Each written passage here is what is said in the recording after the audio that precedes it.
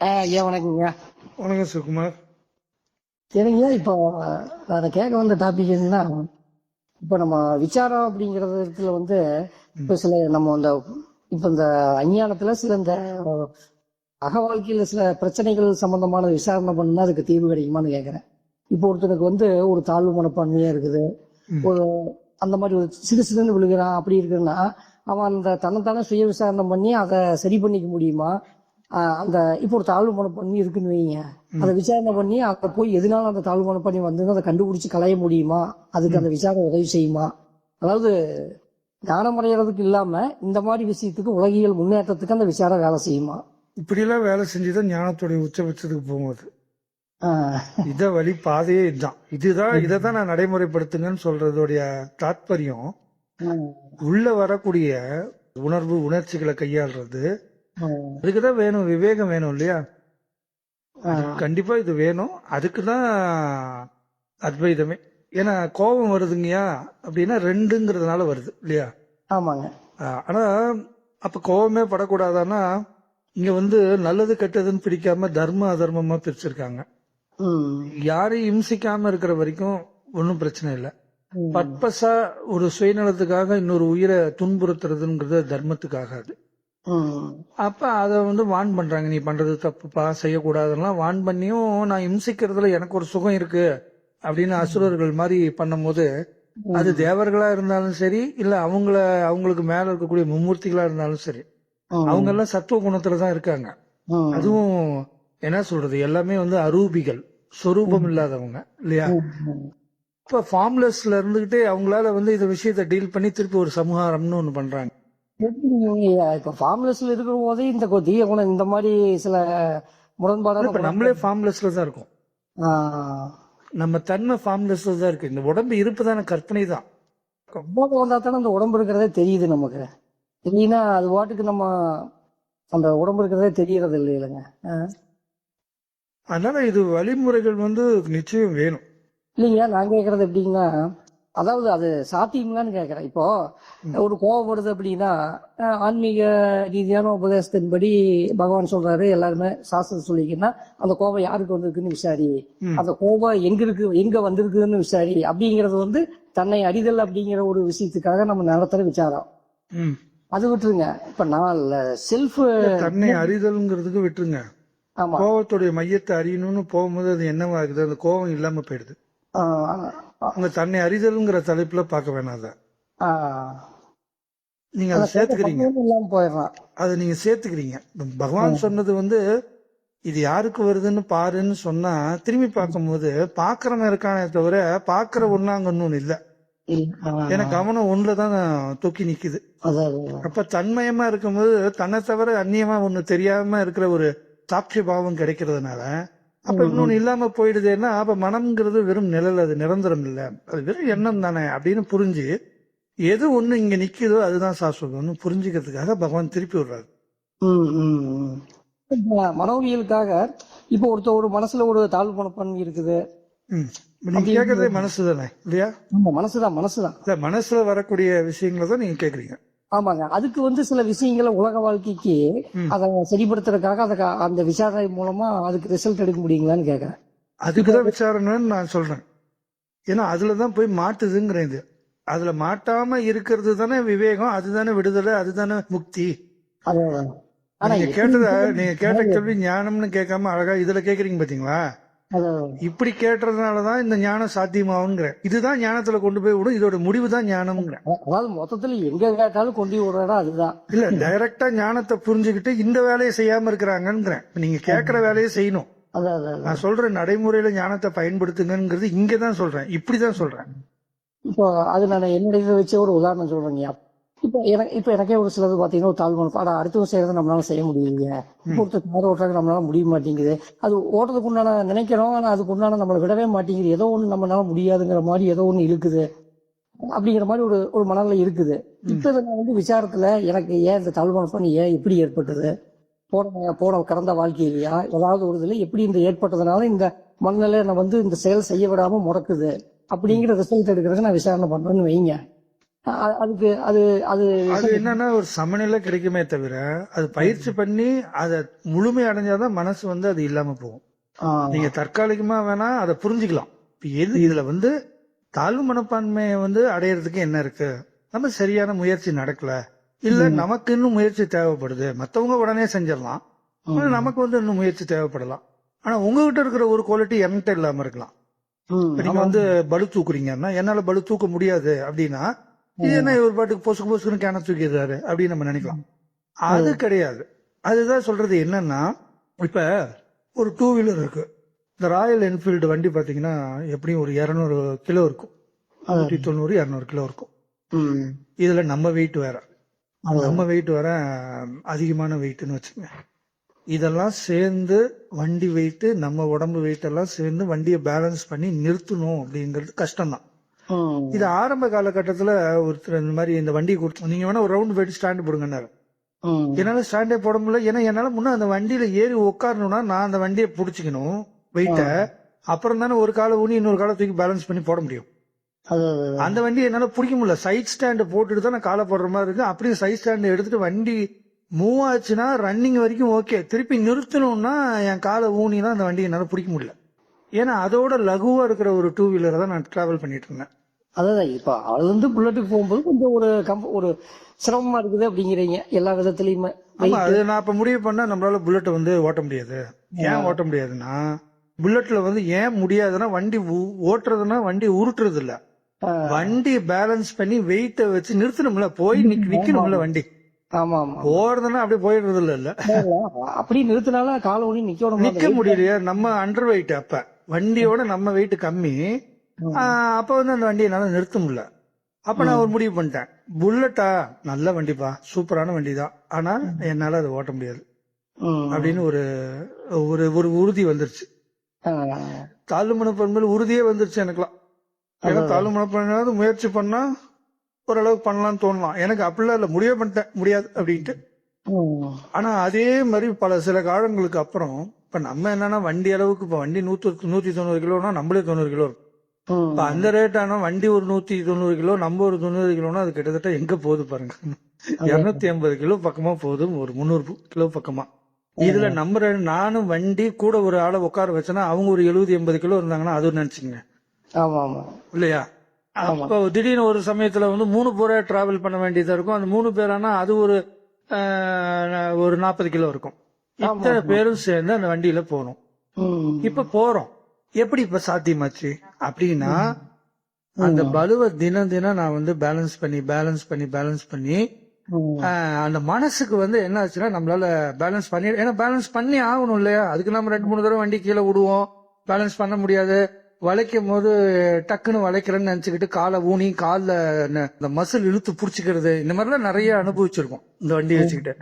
அப்புறம் கொஞ்சம் கொஞ்சமா லகுவாயிட்டோம்னு இந்த வண்டி இப்படிதான் அப்படின்னு நான் அந்த வண்டிக்கும் நமக்கும் உண்டான ஒரு புரிதல் வந்துருச்சு.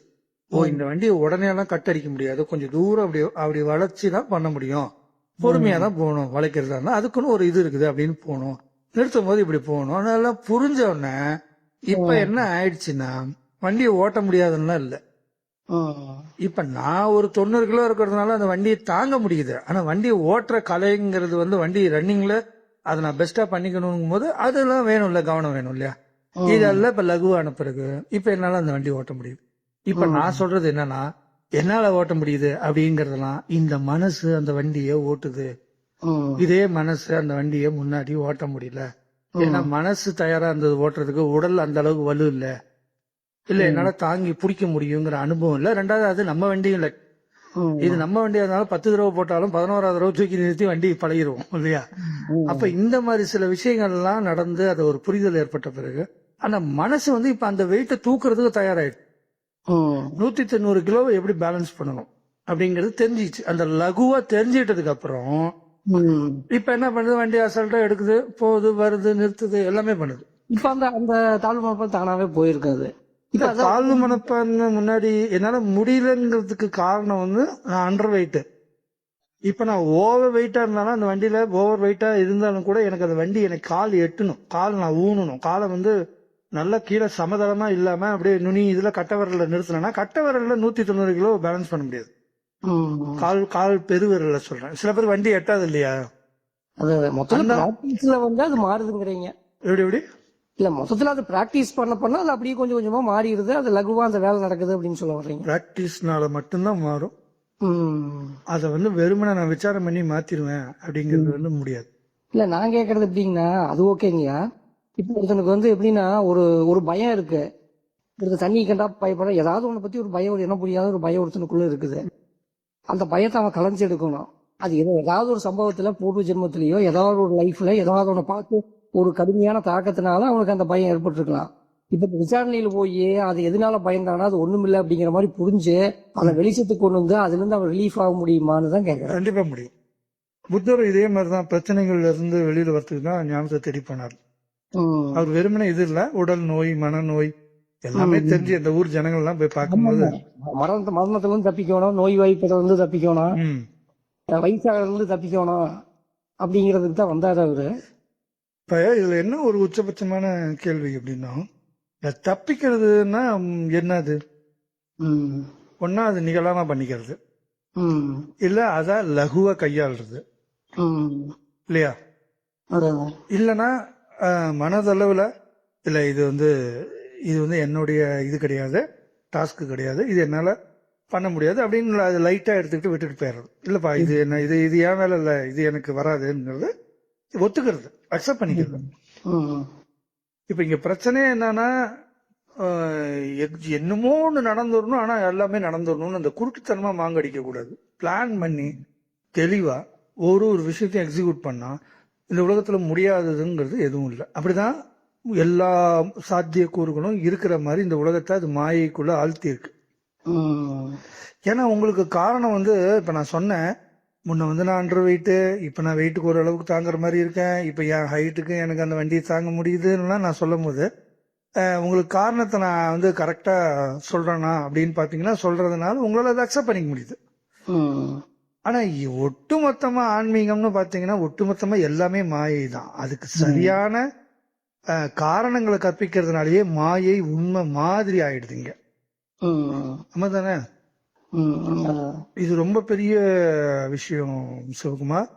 மாயை எவ்வாறு உண்மை போல புலப்படுகிறதுன்னா, ம். ஏன்னா அது வந்து கிரமமா, இந்த கிரமம்னா முறைப்படி அது வந்து வகுத்து படைச்சிருக்கு. இதுக்கு காரணம் இது, இதுக்கு காரணம் இதுன்னு படைச்சிருக்கனால, அந்த லாஜிக்கலா பண்ணிருக்கனால, ஆமா. இதனாலதான் இது நடந்தது, இது நடந்ததுனால இது நடந்தது அப்படின்னு சொல்றதுனாலயே இந்த பொய்யெல்லாம் உண்மையாயிடுச்சு. காரண காரியம் வந்து கரெக்டா இருக்குது. ஆமா, காரியத்தோட இந்த காரணம் பொருந்தி போற மாதிரி சொன்னனாலதான் அது பொய்யெல்லாம் இப்ப அதுதான் மாயங்கிற. அது சொல்றது உங்களுக்கு புரியுதுங்களா? இது எவ்வளவு பெரிய ரிலீஃப கொடுக்கும் இந்த நடைமுறை வாழ்வியல்ல ஜனங்களுக்கு இந்த யுக்தி புரிஞ்சிருச்சுன்னா. ஏன்னா நீங்க எவ்வளவு பெரிய விஷயத்தையும் சாதிச்சுட்டேன்னு சொல்றது கூட என்ன சொல்றதுன்னா, ரொம்ப புலமை வாய்ந்த காரணங்களை கற்பிச்சு நம்ம அதை வந்து ஜெயிச்ச மாதிரி நம்மளை நம்ப வச்சோம். எல்லாமே முடிவு பண்ணதுதான் இது. நீங்களே சொல்றீங்களா, இப்ப இந்த மாதிரி போனேன், கொஞ்சம் காலம் உண்ணேன், கொஞ்சம் கொஞ்சமா பேலன்ஸ் பண்ணேன், கொஞ்சம் கொஞ்சமா எனக்கு அது செட் ஆயிடுச்சு, அப்புறம் பார்த்தா லகுவா அப்படியே எட்டு போடுறேன் நான் பைக்ல. அந்த மாதிரி இப்போ ஒவ்வொருத்தர் மாதிரி சொல்லுவாங்க. நான் ஃபர்ஸ்ட் ஆபரேஷன் பண்ண போகும்போது கை நடுங்குச்சு, அப்புறம் பார்த்தா இன்னைக்கு 1008 இருதயத்தை நான் வெளியில எடுத்து தைச்சிட்டேன். ஏன்னா இந்த மாதிரி மைனூட்டான காரணங்கள், ஒரு காரியத்துக்கு பின்னால காரணங்கள் இருக்கிறதுனாலதான் இது ஜனங்களுக்கு மாயையா தெரிய மாட்டேங்குது. இப்ப கனவுக்கு பின்னால என்ன காரணம் இருக்குன்னா ஒண்ணுமே இல்ல. ஆமா தானே? ஆமா.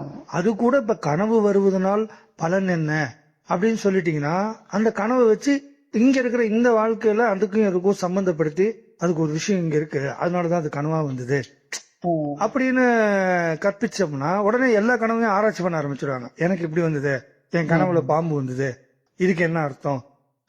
கனவுல வந்து செத்து போன மாதிரி கண்டா உயிரோட வந்துருவாங்க, கல்யாணம் மாதிரி கண்டா செத்து போயிடுவாங்க, இந்த மாதிரி எல்லாம் வந்து சொல்லப்படுது இல்லையா? அதுலயும் ஒரு லாஜிக்க மனுஷன் கண்டுபிடிச்சாங்கல்ல. அதுக்கு வந்து கனவு சொல்லும் பலன்னு அதுக்கு ஒரு புத்தகத்தையே ஓட்டாங்க. ஆமா. இதுல என்னன்னா எல்லாமே ஒரு விஷயங்கள் வந்து ஒண்ணுதான், விஷயங்கள் நிகழுது. அது வந்து எந்த காலத்துல என்ன நிகழணும்ங்கிற அது பிரம்ம சங்கல்பமோ அது நடக்குது. ஆனா அதுக்கு தகுந்த அந்தந்த காலகட்டங்கள்ல அது கரெக்டான காரணத்தை கற்பிக்குது இல்லையா? இப்ப நம்மளால அது மறுக்கவே முடியல, உண்மையாயிடுது. இப்ப கனவுல வந்து அந்த காரணம் இல்லைங்கிறீங்க, சும்மா வெறுமனே நடக்குது அது. இந்த கனவுக்கு என்ன காரணம்னு இப்போ இன்னைக்கு ஒரு கனவு வருதுன்னா இது நடக்குதுன்னா இதை வச்சு நீங்க என்ன காரணம் கற்பிக்க முடியும்? ஒண்ணும் இல்லைங்க. அந்த கனவுல அந்த உலகத்துக்கே ஒண்ணும் இல்ல, பிரயோஜனம் இல்லை. ம். இந்த உலகத்துல அது என்ன பிரயோஜனமா எடுத்துக்க போறீங்க? ம், ம், நான் கனவுனே சொல்லல, ம், நிகழ்ற அத்தனை விஷயங்களுக்கு பின்னாலையும் ம், நீங்க ஏங்க தண்ணி கேன் போட போறீங்க அப்படின்னு கேட்டா, ஏங்க அதுதாங்க என் வாழ்வாதாரம் ம். அப்படிம்பீங்க. ஏன் நீங்க ஏதோ வேலை செஞ்சிருக்கலாமே? இல்ல இல்ல, இது நான் முன்ன விவசாயம் தான் பார்த்துட்டு இருந்தேன், ஆக்சிடென்ட்டா இது செஞ்சு பார்க்கலாம்னு தோணுச்சு, அப்புறம் இதுவே இதாகிறதுனால கொஞ்சம் கம்ஃபர்டபுளா இருக்குனால அப்புறம் இதே பழகிடுச்சுங்க. இல்ல அதுதான் எதாச்சியா அமைஞ்சு அதுதான் ஓடிட்டு இருக்குது 5 வருஷமா வேலையா அப்படின்னு சொல்ல முடியுங்க. அப்படின்றத எப்படி கொஞ்சம் எனக்கு விரிவா சொல்லுங்கன்னா, இதெல்லாம் கொஞ்சம் உள்ள நடந்ததெல்லாம் சொல்லுவீங்க. நான் அதனால இதே பண்ணிடலாம்னு முடிவு பண்ணிட்டேங்க அப்படின்லாம் நீங்க சொல்றீங்க இல்லையா? இப்ப இந்த காரணம் கற்பிச்சவனே அங்க சிவகுமார் வந்து அப்படியே நிக்கிறாரு. ஆமா தானே? விசாரிச்சா சிவகுமார்னே ஒண்ணு இல்லைன்னு சொல்றோம். ஆனா இந்த காரண காரியங்களை கற்பிக்கும் போது அந்த இடத்துல வந்து இப்படி ஒரு ஆள் இருக்காம்பா அப்படிங்கிற மாதிரி ஆயிடுது இல்ல? அந்த நினைப்போட தானே எல்லா ஜீவர்களும் வாழ்றாங்க. ஆமா ஆமா ஆமா, அந்த நினைப்பு இல்லைன்னா அப்புறம் துவைதமே இல்லையா? அப்புறம் துவைதம்னாவே அந்த நினைப்பு தானே. அந்த மாதிரிதான் இங்க ஒவ்வொன்றுமே நடக்குது. இப்ப நான் கேட்க ரீதியா வந்து இங்க ஒருத்தர் இருக்கிற மாதிரியா, அவனுக்கு ஏதாவது பிரச்சனை வர்ற மாதிரியா, அதை விசாரணை மூலம் கலையலாங்கிற மாதிரி தான் நான் கேட்கறேன். ஒருத்தருமே இல்லைன்னா அங்க கேள்வி எது கேட்கறோம், யாருக்கு பதில் ஒண்ணுமே இல்லையா? ஆமா, அல்ல அப்படியே அந்த காட்சிகள்ல எது நடந்தாலும் அதுக்கு தகுந்த காரணங்கள் கற்பிக்கப்படுறதுனால அந்த இடத்துல அது உண்மையா இருக்கிற மாதிரி ஆயிடும். இப்ப நான் சொன்னதே நீங்க சொன்னீங்கல்ல, முன்ன என்னால முடியல இப்ப முடியுது அப்படின்னா இதெல்லாம் ஒரு காரணம் தானே அதுக்கு? ஆமாங்க. நான் கொஞ்சம் கொஞ்சமா பிராக்டிஸ் பண்ணேன், பயிற்சி பண்ணேன். ஃபர்ஸ்ட் நாள் கொஞ்சம் இதா இருந்தது, அப்புறம் ரெகுலரா எடுத்து இதை கூட நான் சும்மா சொல்லல, அப்படிலாம் ஒரு காட்சி வேற இருந்தது. அதான் அந்த காட்சி வந்ததுனால அதை வச்சு நம்ம காரணமா சொல்லி அது நிஜமாலுமே நடந்த மாதிரி நம்ம செஞ்ச மாதிரி அந்த காரணத்தை கற்பிச்சு அது நிஜமா இருக்கிற மாதிரி நமக்கு ஒரு தோட்டத்தை கொடுத்துருது. அதான் சொல்ல வரீங்க? அதுதான் சொல்றேன். இப்ப கனவுல இருக்கிற அந்த சிவகுமாருக்கு, ஏப்பா என்னப்பா திடீர்னு நீ பாட்டுக்கு பறக்குற, நீ எப்படி பறக்குற அப்படின்னு கேட்டா, இதுக்கு என்ன காரணம்னா நான் என்ன பண்ணேன்னா யோகத்துல அப்படின்னு அவரால் ஆரம்பிக்க முடியாது. ஏன் பறந்தது எதுக்கு பறந்தது எதுவுமே தெரியாது. இப்ப திடீர்னு எங்க ஒரு பக்கம் போற பஸ் ஸ்டாண்டுக்குள்ள போற மாதிரி தெரியும், இங்க எதுக்குப்பா பஸ் ஸ்டாண்டுக்கு வந்த அப்படின்னா சொல்ல முடியுங்களா? தெரியாது. ஆமா, ஒருவேளை கனவுல இருந்து எவனொருத்தன் கேட்டா அதுக்கு தகுந்த காரணத்தை அவன் சொல்லலாம். அது கனவுக்குள்ளேயே ஏதோ ஒண்ணு சொல்லிக்குவாங்க.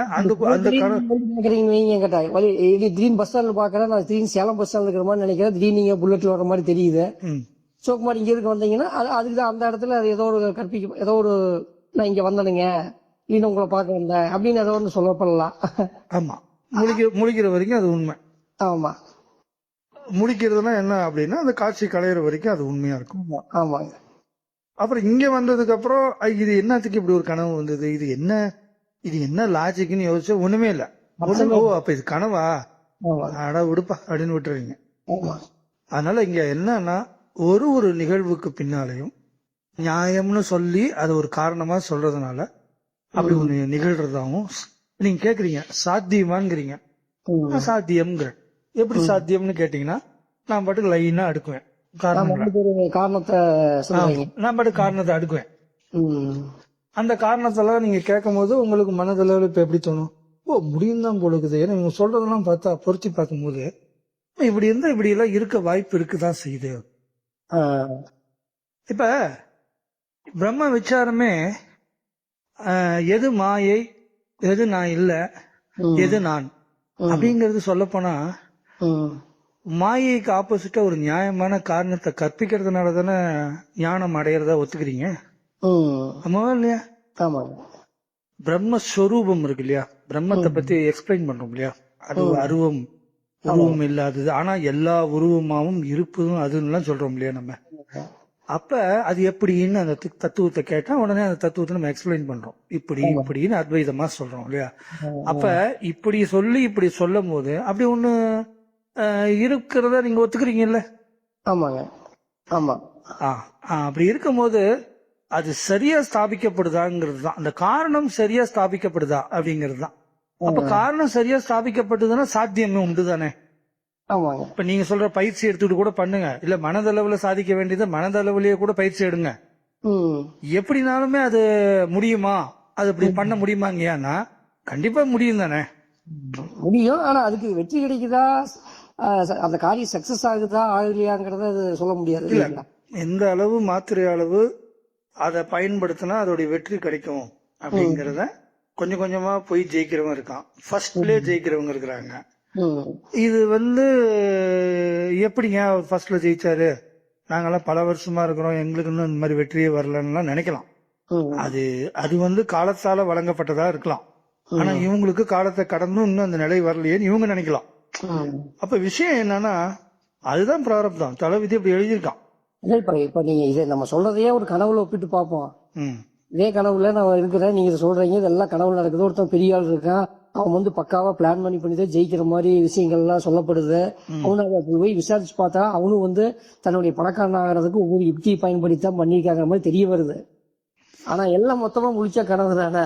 அதுக்கு நடக்கிற பணம் இத்தனை யுக்தி, இத்தனை விளையாட்டு இல்லைங்களா? ம். ஆனா என்னன்னா, இந்த ஒட்டுமொத்த உலகமும் காரண காரியத்தோட தான் படைக்கப்பட்டிருக்கு. அதாவது முறையா ஒண்ணுக்கு ஒண்ணு சம்பந்தம் இருக்கு இல்லையா? ஆமா. அப்ப பொய்ய கூட மெய் போல அப்படின்னா, இந்த மெய்ங்கிறது என்னன்னா காரணத்தை கற்பிக்கிறது தான். ஆமாங்க, அங்க ஒருத்தர் இருக்கிற மாதிரியும் அவன் இதெல்லாம் சிந்திக்கிற மாதிரி யுக்தி பண்ற மாதிரியும் எல்லாமே கனவா இருந்தாலும் கூட கனவு காண்பவன் ஒருவன் இருப்பான் கண்டிப்பா. அவனுக்கு தெரியாம அந்த கனவு நடக்காது.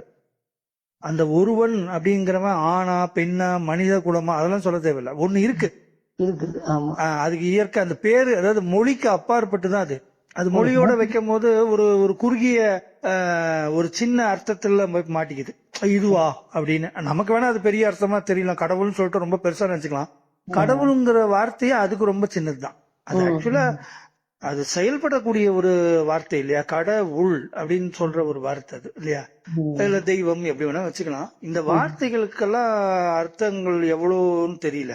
ஆனா இதுக்கெல்லாம் அப்பாற்பட்டது இல்லையா, வெறுமனே இருக்கு, பாத்துக்கிட்டே இருக்கும் இருக்கு, அப்படி இருக்கு. அப்ப அது சங்கல்பத்தினால இது நடந்தது அப்படின்னா அது ஏதோ அப்படியே குருட்டு வாக்குல லாஜிக்கே இல்லாம பண்ணல, ஒண்ணுக்கு ஒண்ணு லாஜிக் இருக்கு. ஆமா ஆமா ஆமா ஆமா. அது உடம்ப படைச்சது கூட அவ்வளவு கிரமமா எப்படி சொல்ற, அத்தனை நாடி நரம்புகள் வச்சு எலும்பு சதை சுக்கலாம் ரத்தம் அப்படி எல்லாம் பர்ஃபெக்டா அதுக்கு உண்டான வைத்தியங்களும் படைச்சேன். அதுக்கு உண்டான நோய்கள், அத்தனை நோய்களுக்கு உண்டான வைத்தியம் வச்சு நீங்க நினைச்சு பாருங்க, எவ்வளவு இன்டெலிஜென்டா ஞானத்துல தேர்வு அடைஞ்சாலும் புரிஞ்சாலும் இந்த உடலுங்கிறது மாயைன்னு சொன்னாலும், ஆனா இந்த தத்துவத்தால அதெல்லாம் முறியடிக்குது பாத்தீங்களா மாயை. இல்ல இப்போ சும்மா கனவுல வருதுயா உடம்பு மாதிரின்னா சும்மா ஏதோ பசஞ்சு வச்ச மாதிரி ஒரு உடம்பு அப்படின்னு அவாய்டு பண்ண முடியறது இல்ல. இதுல எத்தனை வலிகள் வச்சிருக்குது, முட்டி வலி, அந்த வலி, தொட வலி, கை வலி, கால் வலின்னு எத்தனை வியாதிகளை வச்சிருக்குது, எத்தனை உறுப்புகளை வச்சிருக்குது. இது அவ்வளவு கிரமமா இருக்குதுங்கய்யா. மாயினாலும் சும்மா எல்லாம் சொல்ல முடியாது. நீங்க ஒண்ணு இல்ல, இது வெறும் சவாலா இருக்குது. அந்த ஞானத்துக்கு இந்த மாயைக்கு பெரிய சவாலா இருக்குது.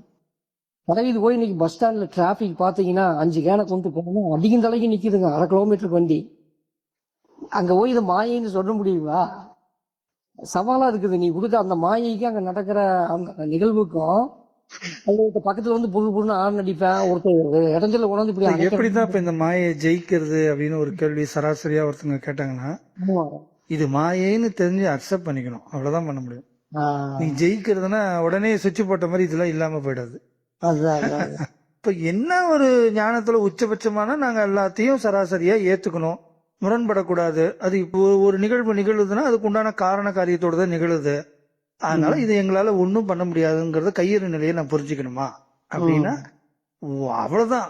அதாவது உன்னையே உன்னால ஒன்னும் பண்ண முடியாது, ஏன்னா நீ இருப்பதான கற்பனை தான் அது பண்ணிருக்கு. அப்ப நீ இப்படி ஒரு விஷயத்த கற்பனை பண்ணி மன உளைச்சல் அடையிறன்னா இது கூட அதோடைய லிஸ்ட்ல இருக்கு. தன்னைத்தானே வருத்தி கொள்ளுதல் ஒரு காட்சியா வைக்குது. இது உச்சபட்சமா மாயையை நான் கண்டுபிடிச்சிருவேன், மாயை நான் ஜெயிச்சிருவேன், மாயைக்கு அகேன்ஸ்டாவே மாயையில எவ்வளவு பெரிய மாயை பண்ணிருக்கு பாருங்க அது. அப்ப மாயையில இருந்து விலகிறதாவும் மாயைக்கு அப்பாற்பட்டு போறதாவும் இது எது எங்கேயோ போய் நான் அதை அடைஞ்சிருவேங்கிற மாதிரி எல்லாம் மாயையிலே வச்சிருக்கு பாருங்க. ஆ. அப்ப இது எல்லாமே மாயை தானேங்க. ஆனா எல்லாம் மாயை தான் அப்படின்னு தெரியுதுதான். அதனாலதான் இங்க ஞானம் அடைதல்ங்கிறது கூட ஒண்ணு இல்ல. ஆமா ஆமா ஆமா. வெறுமனே அது இருக்கு, அவ்வளவுதான். இங்க ஒரு இப்ப கனவுல இதே டாபிக் இருக்கிற மாதிரி வச்சுக்குவோம். இதே மாதிரி ஞானம் அடையணும், இதெல்லாம் தெரிஞ்சுக்கணும், இதெல்லாம் மாயம் தெரிஞ்சுக்கணும், எவ்வளவு முயற்சி பண்ணி கடைசியில முழிச்சா அது ஒண்ணுமே இல்லாம போயிடுதா? தெரிஞ்சுக்கிறேன்னே வச்சுக்கோங்க கனவுல. கடைசியில முழிச்ச ஒண்ணு ஒண்ணும் இல்ல, பந்தம் இல்ல மோட்சம் இல்லைங்கிற மாதிரி இப்படி வச்சுக்கலாம். இது நான் இன்னொன்னு சொல்றேன், அப்படி உள்டாவா இன்னொன்னு சொல்லலாம். நீங்க சொல்றது வழி ஒண்ணு, வழி ரெண்டுன்னு இன்னொன்னு வச்சுக்கோ. எல்லாமே தெரிஞ்சுக்கிட்டான், தெரிஞ்சுட்டு தூங்கிட்டான். இப்ப என்ன பண்ணுவோம்? ஆமா, ஒண்ணுமே இல்ல. இப்பயும் ஒண்ணுமே இல்ல. திறமையும் வச்சிருக்கிறான், எப்படி பழக்கம் போகிற நுட்பம் எல்லா திறமையும் வச்சு எல்லாம் இருக்கிறான். திடீர்னு தூங்கிட்டு எல்லாம் மறந்து போயிடுறான், அவனும் போயிடுறான், ஒண்ணும் இல்லாம போயிடுது இல்ல. ஆமா. அப்ப இது எப்படி சாத்தியப்படுத்திக்கிறது அப்படிங்கும்போது, எல்லாம் உனக்கு தெரியும் போதும் ஒண்ணுமே இல்லைன்னா எப்படி ரியாக்ட் பண்ணுவியோ அப்படி ரியாக்ட் பண்ணு அப்படின்னு சொல்லுவாங்க. வெறுமனே அப்ப எல்லாமே இருக்கு, நான் இது எதையும் கணக்குல வச்சுக்க கூடாது அப்படின்னு நேரடியா அந்த உபதேசத்தை எடுத்து அப்படியே கடைபிடிக்க கூடாது. அப்படின்னா கடைபிடிக்கிறவன் ஒருத்தன் வந்துருவான், செயல்படுத்துறது ஒண்ணு நடக்கும். இந்த இடத்துலதான் அத்வைதத்தோட வேலை செய்யுது. இந்த இடத்துலதான் வந்து ஞானம் வந்து அதாவது எப்படி இந்த விஷயங்கள்ல இருந்து விடுதலை அடைகிறது, மாயையில இருந்துங்கிறது தான். அதுக்கு தகுந்த மாதிரியே முறைப்படி இது என்ன, உடல் நானா, மனம் நானா, ஜெகத் உண்மையா, ஜெகத் வெறும் எண்ணங்கள் தானே, எண்ணங்கள் இல்லைன்னா உலகம் இல்லை, நான் இல்லை, அப்ப இதெல்லாம் இல்லாம போயிடுது, அப்ப இதெல்லாம் இல்லைன்னு சொல்றதுக்கு ஒண்ணு இருக்கு அப்படின்னு அதுல முறைப்படி எல்லாம் ஒண்ணு பகுத்து பார்க்க பண்ணி புரிதல் ஏற்படணும். அப்ப எஞ்சி இருக்கிறது வெறும் உணர்வு தானே. அப்ப இந்த காட்சி எல்லாம் இல்லாம போயிடுது, புரிதல் ஏற்படுது. பாத்தீங்களா? அந்த புரிதல் ஏற்பட்டவனே விடுதலை அடைஞ்சிருது அந்த அறிவு. ஆனா ஒரு விஷயத்திலையும் அந்த ஒரு விஷயம் அதுக்கப்புறமும் ஜீவனுடைய இது நீடிக்குது இல்ல, இந்த உடல்ல கொஞ்சம் தங்கி இருக்கு இல்லையா. அதாவது இவன் இத மாயின்னு தெரிஞ்சுக்கிட்டதோட முடிச்சிருந்தா பலம் கிடையாது. அதுக்கப்புறம் மாயை இன்னமும் நீடிக்க செஞ்சு இவன் அதுலயே இருக்க வச்சு இது மாயை தான் அதோட ஒட்டாம வாழ்றதுலதான் இதுல இருக்கிற விடுதலையோட ஸ்பெஷாலிட்டியே இருக்கு. ஆமா ஆமா ஆமா, அந்த விஷயமே.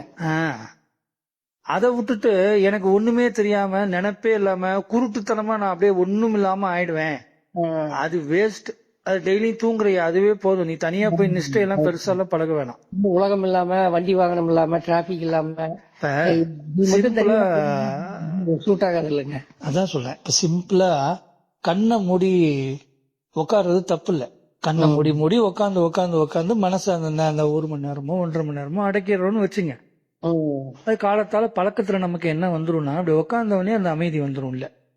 ஆனா திடீர்னு உங்க முன்னாடி யாராவது உங்களை கோவப்படுத்தினா அந்த கோவத்தை எப்படி ஹேண்டில் பண்றதுங்கிற அறிவு இல்லாம, அதுல ஒரு முதிர்ச்சி இல்லாம எப்பயும் போல வல்லுன்னு உழுவுறது இல்ல, அவங்ககிட்ட சண்டைக்கு போறது, அப்படிதானே ஒரு சராசரியான கேரக்டர் இருக்கும்.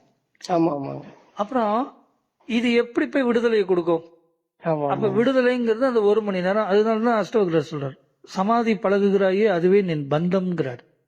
அப்ப ஏப்பா சமாதி பழகுறது எப்படி பந்தம் ஆகும் அப்படின்னு திருப்பி கேட்டா அவர் சொல்றது என்னன்னா, ஞானத்தை வந்து பகுத்தாராய்வது மூலியமா இந்த அறிவினுடைய உச்சபட்ச நிலையை என்ன, அதோட நிலைப்பாடு என்னன்னு புரிஞ்சுக்கிறது மூலியமா தான் வாழ்க்கையில வர இந்த மாதிரி பிரச்சனைகளை ஹேண்டில் பண்ண முடியும் நம்மளால. ஆமா தானே? அப்ப அந்த பிரச்சனையில இருந்து நம்ம நியூட்ரல் ஆகிறது தான் சமாதி. அதாவது ஆதி நிலைக்கு ஒப்பான நிலை, மனம் அலைபாயாத நிலை, பந்தப்படாத நிலைங்கிறது தான் சமாதி. அப்படி ஒரு இது வந்து வெறுமனே உட்காந்து பழகிறதுனால வந்துருமா? அதுக்கு உண்டான பலன் உண்டு, உட்கார்ந்தா அமைதி கிடைக்குங்கிற பலன் உண்டு, நான் இல்லைன்னு மறுக்கல. ஆனா அந்த நேரத்துல மட்டும் நீ அப்படி இருக்கிறது இல்ல. நான் சொல்றது கண் விழித்து மற்ற விஷயங்கள்ல எல்லாம் நீ செயல்படும் பொழுதே அதுல எல்லாம் உனக்கு ஒரு விவேகம் ஏற்படும் இல்லையா? இப்ப ஞானத்தை என்னன்னு புரிஞ்சுக்கிட்டதுக்கு அப்புறம் ஒரு வார்த்தை சொல்லுவாங்க. ஃபர்ஸ்ட் என்ன சொல்றது, சிரவணம் செய்யறோம், அப்புறம் மனனம் செய்யறோம், அப்புறம் நிதித்தியாசனம் செய்யறோம்னா அது என்ன பண்ணுவீங்க நீங்க? அதுல போய் ஞானம் பேசிக்கிட்டு இருப்பீங்க. இந்த நடைமுறை வாழ்க்கையில பயன்படுத்தி ஒவ்வொன்றிலும் விவேகம் அடைகிறது தான் நிதித்தியாசனம் நடக்கும், சாத்தியமாகும். அதுல சாத்தியமான தானாவே உள்ளபடி தொடங்க போகுது. எது மேலேயும் பற்று இருக்காது.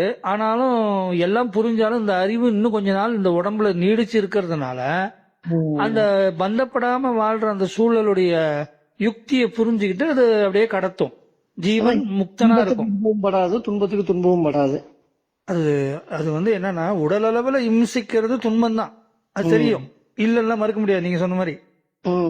அவதானே மனசு அளவுல அவங்களுக்கு துன்பம் வந்துச்சுன்னு அது கவலைப்படாது. படாது. மனசு ஞானி குத்துனால் வலிக்கும், ஆனா இந்த குத்திட்டாலேன்னு அந்த வலியை குறிச்சு கவலைப்படுற பாருங்க, அது வராது. வராது. இது இப்படிதான் நிகழுதுன்னு அவன் ஏத்துக்கிறான். இப்ப இந்த முதிர்ச்சியான நிலையில என்ன நடக்கும் அப்படின்னா அவன் எல்லாம் அக்செப்ட்ல இருக்கான், எல்லாம் ஏத்துக்கிற மனநிலையில இருக்க. ஏத்துக்கிறதுங்கிறது கூட ஒரு நபர் இருந்து அதை செய்யற மாதிரி ஆயிடும். அது நிகழுது, அது அப்படியே நிகழ்வுக்கு சாட்சியா இருக்கு. இருக்கணும்னு இருக்கிறதுல இருக்குங்கிறது தான் உண்மை. நம்ம அதுலயும் தள்ளி நின்னு சொல்றோம் இத, அதாவே இருந்துகிட்டு இருக்கிறேன்னு சொல்லக்கூடாது இல்லையா? இருக்குது. அப்படி இருக்குதுன்னு நம்ம அதுல இருந்து தண்ணி வந்து ஒரு கதாபாத்திரமாவே இருந்துகிட்டு அது அப்படித்தான்ப்பா இருக்கு அப்படின்னு சொல்றோம். அந்த அதுதான் நாமளே. இந்த அதுதான் இருக்குதுன்னு பேசாம இருந்தா அது அதுவாதான் இருக்கு. அப்படிதான் புரிஞ்சுக்கணும் அத. அது சொன்னதுனாலயே அது வேறையாவும் பேசுற நாம வேறையாவும், இந்த பேசுறவன் அந்த அதை அடைஞ்சிட முடியுங்கிறதெல்லாம் கற்பனை. ஏன்னா அது அதுவாதான் இருக்கு. இருக்குது, அதுவேதான் வந்து இருக்குதுன்னு சொல்ல அதுவேதான் பேசும்போது பேசும் ஒரு நபர் மாதிரி ஆகி ஒரு எண்ணமா வெளிப்படுது. ஆமா, அப்புறம் அசைஞ்சாதானே கம்யூனிகேஷன் பண்ண முடியும். ஆமா ஆமா. இப்ப நான் இருக்கேன்னு அதை பத்தி சொல்லும் பொழுது, தன்னுடைய இருப்பை பத்தி அடுத்த ஆளுக்கு சொல்லும் பொழுதே அது வந்து துவைதமா மாதிரி தானே சொல்ல முடியும். நிர்சலனத்தை பத்தி எனக்கு போதி அப்படின்னா அது எனக்கு என்னன்னு உபதேசம் பண்ணுன்னா உடனே நீங்க நிர்சலனா என்ன தெரியுமா அப்படின்னு ஆரம்பிச்சது தப்பான இடம். ஏன்னா நிர்சலனத்தை வந்து குரு பகவான் சனகாதி முனிவர்களுக்கு வந்து சின்முத்திரையை காமிச்சு இடம் பிரம்மம் அப்படின்னு மௌனத்திலே வந்து சைகையில காட்டிட்டு போயிட்டாரு. அதை அவங்க அப்படியே ஏத்துக்கிட்டாங்க. ஏன்னா அந்த இடத்துல மொழியை போட்டு அது சொல்றவன் கேட்கறவன் ஆயிடுச்சுன்னா அப்புறம் அதை எப்படி போய் போதிக்கிறது? சலனமற்ற தன்மையா நிச்சலனத்தை பத்தி போதிக்க ஆரம்பிச்சோம்னா சலனம் அடைஞ்சிருது, ஆயிடுது இல்லையா? சலனத்துக்கு வந்துருதே நிச்சலம் வந்துருது இல்ல. அப்ப வந்து அது எப்படி போதிக்கணும்னா பேசாம தான் இருக்கணும். நம்ம இப்ப பேசாமே இருந்தா முன்னாடி இருக்கவனுக்கு என்னன்னு புரியுமா? ஏதோ சனகாதி மாதிரி இருந்தா புரியும். சாமானியனுக்கு எப்படி புரியும்னா, சாமானியனுக்கு நம்ம என்ன பண்ணணும், நிர்சலனத்தை பத்தி சலனமா சொல்ல வேண்டியது இருக்கு. ஒண்ணு குரு ஒண்ணும் பேச மாட்டேங்கிறாரப்பா, நம்ம போய் நம்ம வேலையை பார்க்கலாம். எப்ப இந்த கேள்வி கேட்டாலுமே அவ்வளவு நேரம் பேசிட்டு இருக்கிறாள், அப்புறம் பேசாமே ஆயிடுறாரு. நானும் கேள்வி கேட்டாவே இப்படிதான். ஒருவேளை அவருக்கு தெரியலையே என்னமோ, அவர்கிட்ட நம்ம பெரிய கேள்வியே கேட்டோம், அவருக்கே தெரியாதே கேட்டோம் போல இருக்கு. அவரு ஆக்சுவலா பதில் சொல்லிட்டு தான் இருக்காரு. அப்ப என்ன ஆகுதுன்னா, பிரம்மத்தோடைய கருணை என்னன்னா அது இன்னும் இறங்கி வந்து தன்னை ஒரு நபர் போல உட்படுத்திக்கிட்டு அப்படியெல்லாம் ஒரு காட்சி. அதுவேதான் எனக்கு தெரியலன்னு இந்த பக்கம் கேட்கறதும் அதுதான், நான் சொல்றேன்னு ஒண்ணு சொல்லுதே அதுவும் அதுதான். இப்ப இப்படி எல்லாம் ஒரு காட்சி, ஒரு அலைய எண்ணெய் அலைய ஏற்படுத்தி ஒரு அலை இன்னொரு அலைய ஆசுவாசப்படுத்தி அது இல்லாம அடங்க செய்யறதுங்கிறது அதுதானே. ஆமா ஆமா. எல்லாம் இப்ப இருக்கிறதே அதுதான். அப்படின்னா அதுதான் தெரிஞ்சவனாவும் இருக்குது, தெரியாதாவும் இருக்குது, அதுதான் குருவாவும் இருக்குது, அறியாமல் இருக்கிற சீடனாவும் இருக்கிறது அதுதானா? இல்ல இன்னொன்னு சொல்லலாம், அழகா சொல்லலாம். என்ன சொல்லலாம்னா அதுதான் ஞானம், அதுவேதான் அஜ்ஞானம். அஞ்ஞானம் கரெக்ட், அவ்வளவுதான். ஏன்னா அதுக்குள்ள எல்லாமே இருக்கு. அதை நீ எடுத்து விவரிச்சு அது எப்படிங்க அப்படின்னா அப்புறமேட்டு நீ பகுத்து ஆராய்ஞ்சு பார்த்து புரிஞ்சு. ஞானம் தான் அஞ்ஞானம். நீ ஞானத்தை தான் உனக்கு வந்து பிரம்மத்தை காட்டிடும் அப்படின்னு நினைக்காத. அஜ்ஞானம்னு ஒண்ணு இல்லைன்னா ஞானத்தை ஸ்தாபிக்க முடியாது.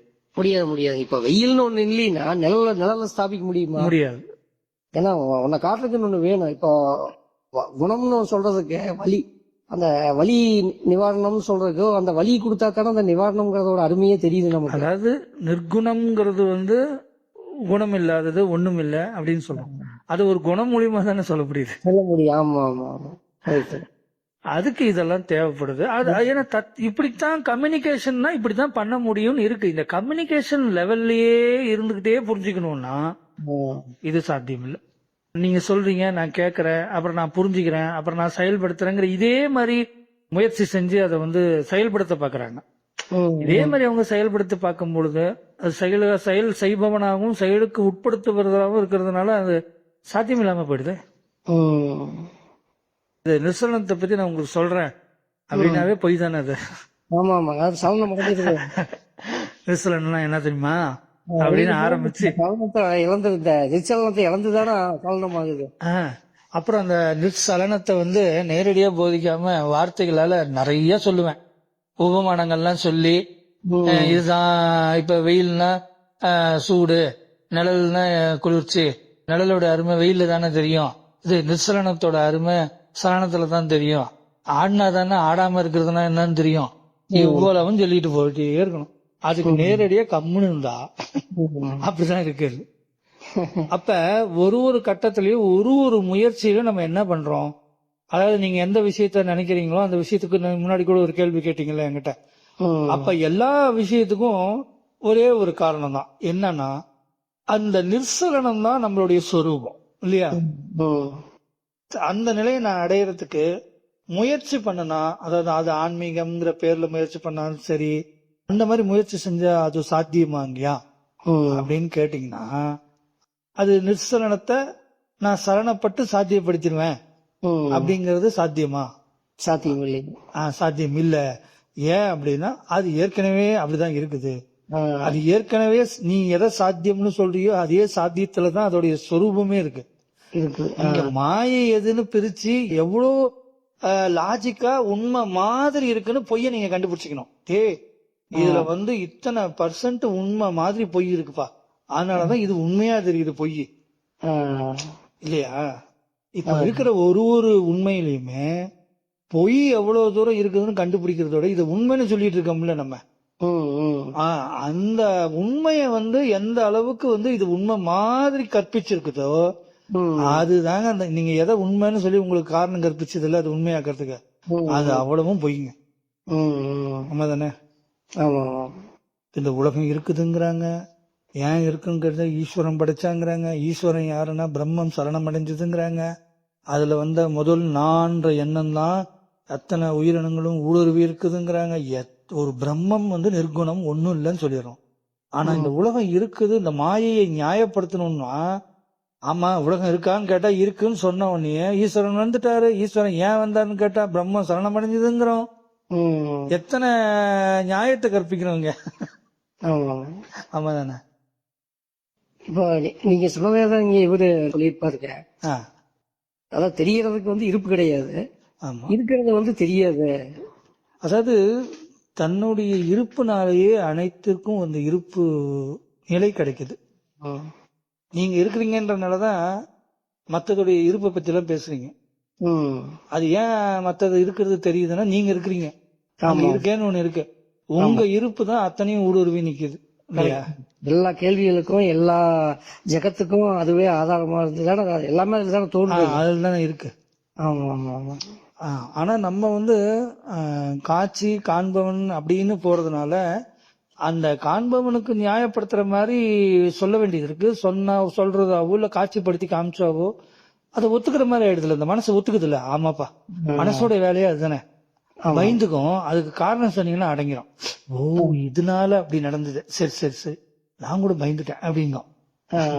அது அப்படி சொன்னீங்கன்னா மனசு அடங்கிடும். மனசுக்கு காரணம் வேணும். இல்லப்பா நேத்து வரைக்கும் நல்லதாப்பா பேசிட்டு இருந்தான், திடீர்னு பார்த்தா இன்னைக்கு பேசுறதை நிறுத்திட்டான்பா, ரொம்ப கஷ்டமா போச்சுப்பா அப்படிமா. ஆனா அதுக்கு என்னவா இருக்கும் தூங்கும் போதெல்லாம் மனசை போட்டு உழப்பி கடைசியா ஒரு காரணத்தை கண்டுபிடிச்சிடும் அது. ஓ இவன் போய் அவனை பார்த்திருக்கான், இவன் கொஞ்சம் விவகாரமான ஆள் தான், இவன் கொஞ்சம் நம்மளை பத்தி அப்படிதான் சொல்லுவான், அதனால அவன் மாறி இருப்பான். ஆக்சுவலா அவன் கூட சொல்லியிருக்க மாட்டான்னு வச்சுங்க. இது ஒரு காரணத்தை ஏதோ ஒரு காரணத்தை கற்பிச்சுக்குது. அந்த இதோடைய சூழ்நிலைக்கு இதுக்கு ஒரு பிடிபடுற நிலையில இதெல்லாம் யோசிச்சுனா கரெக்ட். நடக்கிற நிகழ்வுக்கு ஏதோ ஒரு காரணம் அதுக்கு தேவை. ஆமா, உடனே இந்த மன அலையை அடங்கிடும் அந்த விஷயத்துல. ஆக்சுவலா இது அதாவே இருக்காது, இதுவா ஒண்ணு நினைச்சுக்கிட்டு இதாதான் இருக்குன்னு சொல்லி அதுல ஆசுவாசம் ஆயிடும். இப்படிதான் பெரும்பாலான நான் நிம்மதியா இருக்கிறேங்கிறதுக்கு பின்னால இந்த மாதிரி எத்தனையோ பொய்யான உண்மைகள் இருக்கு. ஆமா, அதான் பொய்யான உண்மைன்னு நான் ஏன் சொல்றேன்னா அது உண்மை மாதிரி, அதனாலதான் இந்த காரணங்கள் தான். அதனால இப்ப நீங்க கேட்டதே நான் வந்து காரணத்தால நான் வந்து காரியத்தை சாத்தியப்படுத்த முடியும், நான் உங்களுக்கு நிரூபிக்க முடியும் என்னால. அது வந்து எவ்வளவுக்கு எவ்வளவு நான் பேசினாலும் இந்த மாயையில நான் எவ்வளவு நிரூபிக்கிறேன் பாத்தீங்களா, அவ்வளவுதான் அதோட அளவீடு. அவ்வளவுதான், மாயை தான் அளவு. எத்தனை பண்ணாலும் அது மாயை தான். ஆமா, நீங்க என்ன நான் சொல்லி நீங்க கேட்டு திருப்பி அதை செஞ்சு சாத்தியப்படுத்தி ஆமா இங்க அப்படியே நடந்ததுங்கன்னா கூட எல்லாம் இந்த மாயையில நிகழ்த்திக்கிறது. நிகழ்த்துகிறது. கரெக்ட். எல்லாம் இந்த கனவுல எப்படி இது சப்ஜெக்ட் எல்லாம் பண்ணி நம்ம எல்லாம் சாத்தியப்படுத்திக்கிறோமோ ஆமா அதே அளவுதான் இது அளவீடு. ஆமா. இப்ப நான் உங்ககிட்ட சொல்றேன், நீங்க கேட்ட கேள்விக்கு நான் நியாயமா இப்படி எல்லாம் செஞ்சா ஒரு கோபத்தையோ இல்ல ஒன்னோ நம்மளால கண்ட்ரோல் பண்ண முடியும், தாழ்வு மனப்பான்மையை, ஒரு கார் ஓட்ட முடியலங்கிற தாழ்வு மனப்பாடைய சரி பண்ணிக்க முடியும். அது அதுக்கு என்னன்னா அதுக்கு நியாயமா நான் சில விதிகள்லாம் சொல்றேன், அதன் பிறகு நீங்க செயல்படுங்க. இப்படி எல்லாம் நான் பாட்டுக்கு அடிக்கிட்டே போறேன்னு வச்சுக்க, நீங்களும் கேக்குறீங்க. அப்புறம் அதுக்காக முயற்சி பண்ற மாதிரி இந்த சரீரத்தை வச்சு இந்த மனசு முயற்சி பண்ற மாதிரி காட்சிகள்லாம் இருக்கும் பட்சத்துல நீங்க என்ன பண்ணுவீங்க? அதை ஒத்துக்குவீங்க. ஆமா தானே? ஒரு இடத்துல சாத்தியமாயிடுச்சுன்னு சொல்வீங்க என்கிட்ட வந்து. நான் என்ன சொல்றேன், உன்னுடைய சாத்தியம், உன்னுடைய சாத்தியமின்மை எல்லாமே கனவு, மாயை. கனவு நடக்கிற சமாச்சாரம் தான். சாத்தியப்படுத்தாது, நீ கண்டுபிடிக்கிறது முன்னேற்றம் எல்லாமே அந்த கனவு தான். கனவுக்குள்ள நடக்கிற விஷயம் தான். என்ன நிகழ்வுகளுக்கு நியாயமான காரணங்கள் கற்பிக்கிறோம். அந்த நியாயம்ங்கிறது கூட அது அந்த உலகத்துல மாத்திரம்தான் சாத்தியம். கரெக்ட். அந்த இல்லையா? அத கடந்து அந்தாண்ட போட்டா இது எல்லாமே பொய்யாயிடும். ரிலேட்டட் ரியாலிட்டிம்பாங்க அந்த மாதிரி. கனவுல என்ன விதமான இது வந்தாலும் நம்ம அதுல நம்ம லாஜிக்கா தானே ஏத்துக்கிறோம். ஆமா. அது ஒண்ணு கனவுல உங்களுக்கு இங்க மாதிரியே அங்கேயும் வலிக்குது, அங்கேயும் உணர்வு உணர்ச்சி எல்லாம் வருது. அதனால பாருங்க, கனவுலயும் வலி வேதனை உணர்வு உணர்ச்சி வருது, இங்கேயும் வருது. இப்ப கனவுல இருக்கிற வரைக்கும் அது உண்மை தானேங்க அப்படின்னு நம்ம பேசியிருக்கோம். நீங்க கேட்டிருக்கீங்க, நம்ம பேசியிருக்கோம். ஆமா தானே? அப்ப பாருங்க, கனவுல இருக்கிற வரைக்கும் அது உண்மை தானேன்னா பாருங்க, அது நியாயமா சொல்ற மாதிரி இருக்கா? ஆனா நான் என்ன சொல்றேன்னா, அந்த உண்மையே பொய் தானே. அப்ப அத உண்மைன்னு ஒத்துக்கிறதுனாலே அந்த கனவுல இருக்கிறவனுக்கு அவன் போற வரைக்கும் உண்மையா இருந்தாலுமே அப்பவே அது பொய் தானே. அது இல்ல, அதுதான் சொல்றேன். அந்த கனவுல கனவுன்னு தெரியுது, ஆனா கனவு காண்ற வரைக்கும் அது உண்மை தானேங்க அப்படின்னு நீங்க கேட்டிருக்கீங்க முன்னாடிலாம். அப்ப அந்த கனவு காண்ற வரைக்கும் அது உண்மை தானே அப்படின்னா, அப்ப அந்த வலி வேதனை உணர்வு உணர்ச்சி எல்லாம் அந்த உடம்புக்கு வர்றது உண்மை தானே? உண்மைதான். அந்த கனவுல இருக்கும் போது அப்படின்னு கேட்கும் போது உண்மை தானே ஆமான்னு சொன்ன உடனே இங்க இருக்கிற வலி வேதனை இந்த உடம்பெல்லாம் உண்மையாயிடுது. அது எவ்வளவு அழகா பிளே பண்ணுது பாருங்க மாயை. அத நம்ப வைக்குது. இங்க மாதிரியே தானே அங்கேயும் இருக்குங்குது, ஆமாங்கிறோம். இங்க மாதிரியே அங்க இருக்கு, ஆனா அது பொய்யுங்குது திடீர்னு. அப்ப அது பொய் தானே அப்படின்னா, அதே மாதிரி இதுவும் பொய் தானேன்னு சட்டுன்னு இப்படி திரும்பாம அது பொய் இது உண்மைங்கிறோம் நம்ம. அது கனவுங்க, இது உண்மைங்க. ஏப்பா அது கனவு இருந்தாலும் அங்கேயும் வலிக்குதுப்பா, அங்கேயும் பயம் உணர்வு உணர்ச்சிக்கெல்லாம் அதெல்லாம் வருங்க. வந்தாலும் அது கனவு தான். ஏன்னா பாருங்க, நம்ம முழிச்சோன்னது இல்லாம போயிடுது அப்படின்னு சொல்லுவோம். ஆமா, இதுக்கு அதுக்கு எந்த வித்தியாசமே இல்லையா? பாருங்க, அது முழிச்சோன்னே இல்லாம போயிடுது அப்படிங்கிறாங்க. உடனே ஞானிகள் என்ன சொல்றாங்க, பாருங்க நீங்க தூங்கின உடனே இது இல்லாம போயிடுது. ஆமா தானே? ஏன்னா நீ முழிச்சுக்கிட்டா கனவு இல்லாம போயிடுதுங்கிற, நீ தூங்கிட்டா இந்த விழிப்பு உனக்கு இல்லாம போயிடுது. ஆமா தானே? மிகப்பெரிய நுட்பங்க. மேல இதை சுட்டி காட்டி இது பண்ணலாட்டி நம்ம எவ்வளவு பெரிய அறியாமல் இருந்திருப்போம். அந்த கனவு எப்படி நிஜமா இருக்குதுன்னு சுட்டி காட்டி, அதே மாதிரிதான் இந்த ஜாக்கிரதும் நிஜமா இருக்குது, அது எப்படி பொய்யோ அதே மாதிரி இருக்க வரைக்கும் இது நிஜம், தூங்குனதுக்கு அப்புறம் இது எல்லாமே பொய்யாயிருது. அது இந்த உண்மையா நினைக்கிறதுனால இது நிஜம் கிடையாது அப்படிங்கறத உணர்த்துறதுக்காக நமக்கு டெய்லி கனவு. இப்ப நான் ஒவ்வொரு தடவை கனவு முடிச்சதையுமே அப்படிதான் நினைப்பணுங்க. அதுக்கும் இதுக்கும் என்ன வித்தியாசம் இருக்குது? ரெண்டும் ஒரே மாதிரிதான் இருக்குது. இப்ப நேற்று ஒரு கனவுல அப்படித்தானீங்க, ஏதோ ஒரு ஊருக்குள்ள போற மாதிரி இருக்குது, இங்க போய் சந்துக்குள்ள போற மாதிரி இருக்குது, அங்க போற மாதிரி இருக்குது, திடீர்னு செருப்பு என்ன விட்டுட்டேன், போய் தொலாவரேன், ஒவ்வொரு செருப்பியா தொலாவரேன், லப்பர் செருப்பு இருக்குது, வார செருப்பு இருக்குது, எல்லாம் தொலாவரேன், என் செருப்பு மட்டும் காண்டாம். ஆனா என் செருப்பு என்னன்னு எனக்கே தெரியாதப்பா. ஆனா இருந்தாலும் ஏதோ ஒரு செருப்பு என்னோட இதுன்னு சொல்லிட்டு அதுல தேடிட்டு இருக்கிறேன். அது நிஜமா இருக்குது, தத்துரூபமா இருக்குது, சத்தியமா இருக்குது. ஆனா அதே மாதிரிதானே இங்க எவ்வளவு சத்தியமா இருக்குது இது. அப்போ அதுவும் பொய்யும் போது இதுவும் பொய்யாத்தானே இருக்க முடியும். அதுதான் அழகு. என்னன்னா கனவை எப்படி எக்ஸ்பிளைன் பண்ணி அது கனவு தானே அப்படின்னு சொல்றதுக்கு விழிப்புன்னு ஒண்ணு நடக்கிறதுனால அது இல்லாம போயிடுது அப்படின்னு சொல்ற அளவீடுல இங்க பொருத்தி பார்க்கும்போது குழப்பம் வந்துருது. ஆமா, இங்க ஒண்ணு விழிப்புன்னு ஒண்ணு தனியே இல்லையே. நம்ம இல்லையே. அப்ப விழிப்புனா இங்க என்ன விழிக்கணும்? சொல்றோம், அப்ப வந்து நம்ம எல்லாமே ஏமாத்திக்கிற மாதிரி இருக்கு. அப்ப இங்க விழிப்புங்கிற வார்த்தையை போடும்போது இங்க ஆமா என்ன விழிப்பு நடக்கும்? நான் ஏற்கனவே முழிச்சிட்டு தானே இருக்கேன். ஏன்னா நான் முழிச்சனால தானே கனவு போயாச்சு. ஆமா இப்ப இங்க இருந்தும் நீ வந்து விழிக்கணும். இது அது இரண்டாவது விழிப்பு. சேர்த்து இருக்குமோ என்னமோ. இது ஆத்ம விழிப்புன்னு சொல்லிக்கலாம். ஆமா அது தவறு இல்ல சொல்லிக்கலாம். ஆனா இது உச்சபட்சமா எல்லாருக்குமே புரிஞ்சிருமானா சாத்தியம் இல்ல. அப்ப அழகா அது நிகழ்த்துது. அது முழிச்சுக்கிட்டா இல்லாம போயிடும். இந்த உலகம் தூங்குனா இல்லாம போயிடும். ம் ஆமா தானே? ஆமா ஆமா. அது அப்ப அதை வச்சு நம்ம முழிக்கிற காலத்திலேயே அது பொய்ன்னு விட்டுற வேண்டியதா அப்படிங்கறத விஷயம். முழிச்சிட்டதுனால அது பொய்யன்னு தள்ளுபடி பண்றேன். இங்க தூங்குறதுனால இது தள்ளுபடி பண்றேன். ம். இதுக்கெல்லாம் ஆதாரமா நான் இருக்கிறேன்னு ஒரு உணர்வு இருந்துகிட்டே தான் இருக்கும் எப்பயுமே. ஆ, அது எப்பயுமே போறதும் இல்ல வர்றதும் இல்ல. வர்றதில்ல. இந்த கனவு இல்லாம போயிடுற மாதிரியும், இந்த கனவு உலகம் இல்லாம போனாலும் சரி, இந்த நினைவு உலகம் தூங்குனா இல்லாம போனாலும் சரி, நான் இருக்கிறேங்கிறது மட்டும் எப்பயுமே இருந்துகிட்டே இருக்கு. அதனால அதை ஒன்றும் பெருசா அடைய வேண்டியது இல்ல.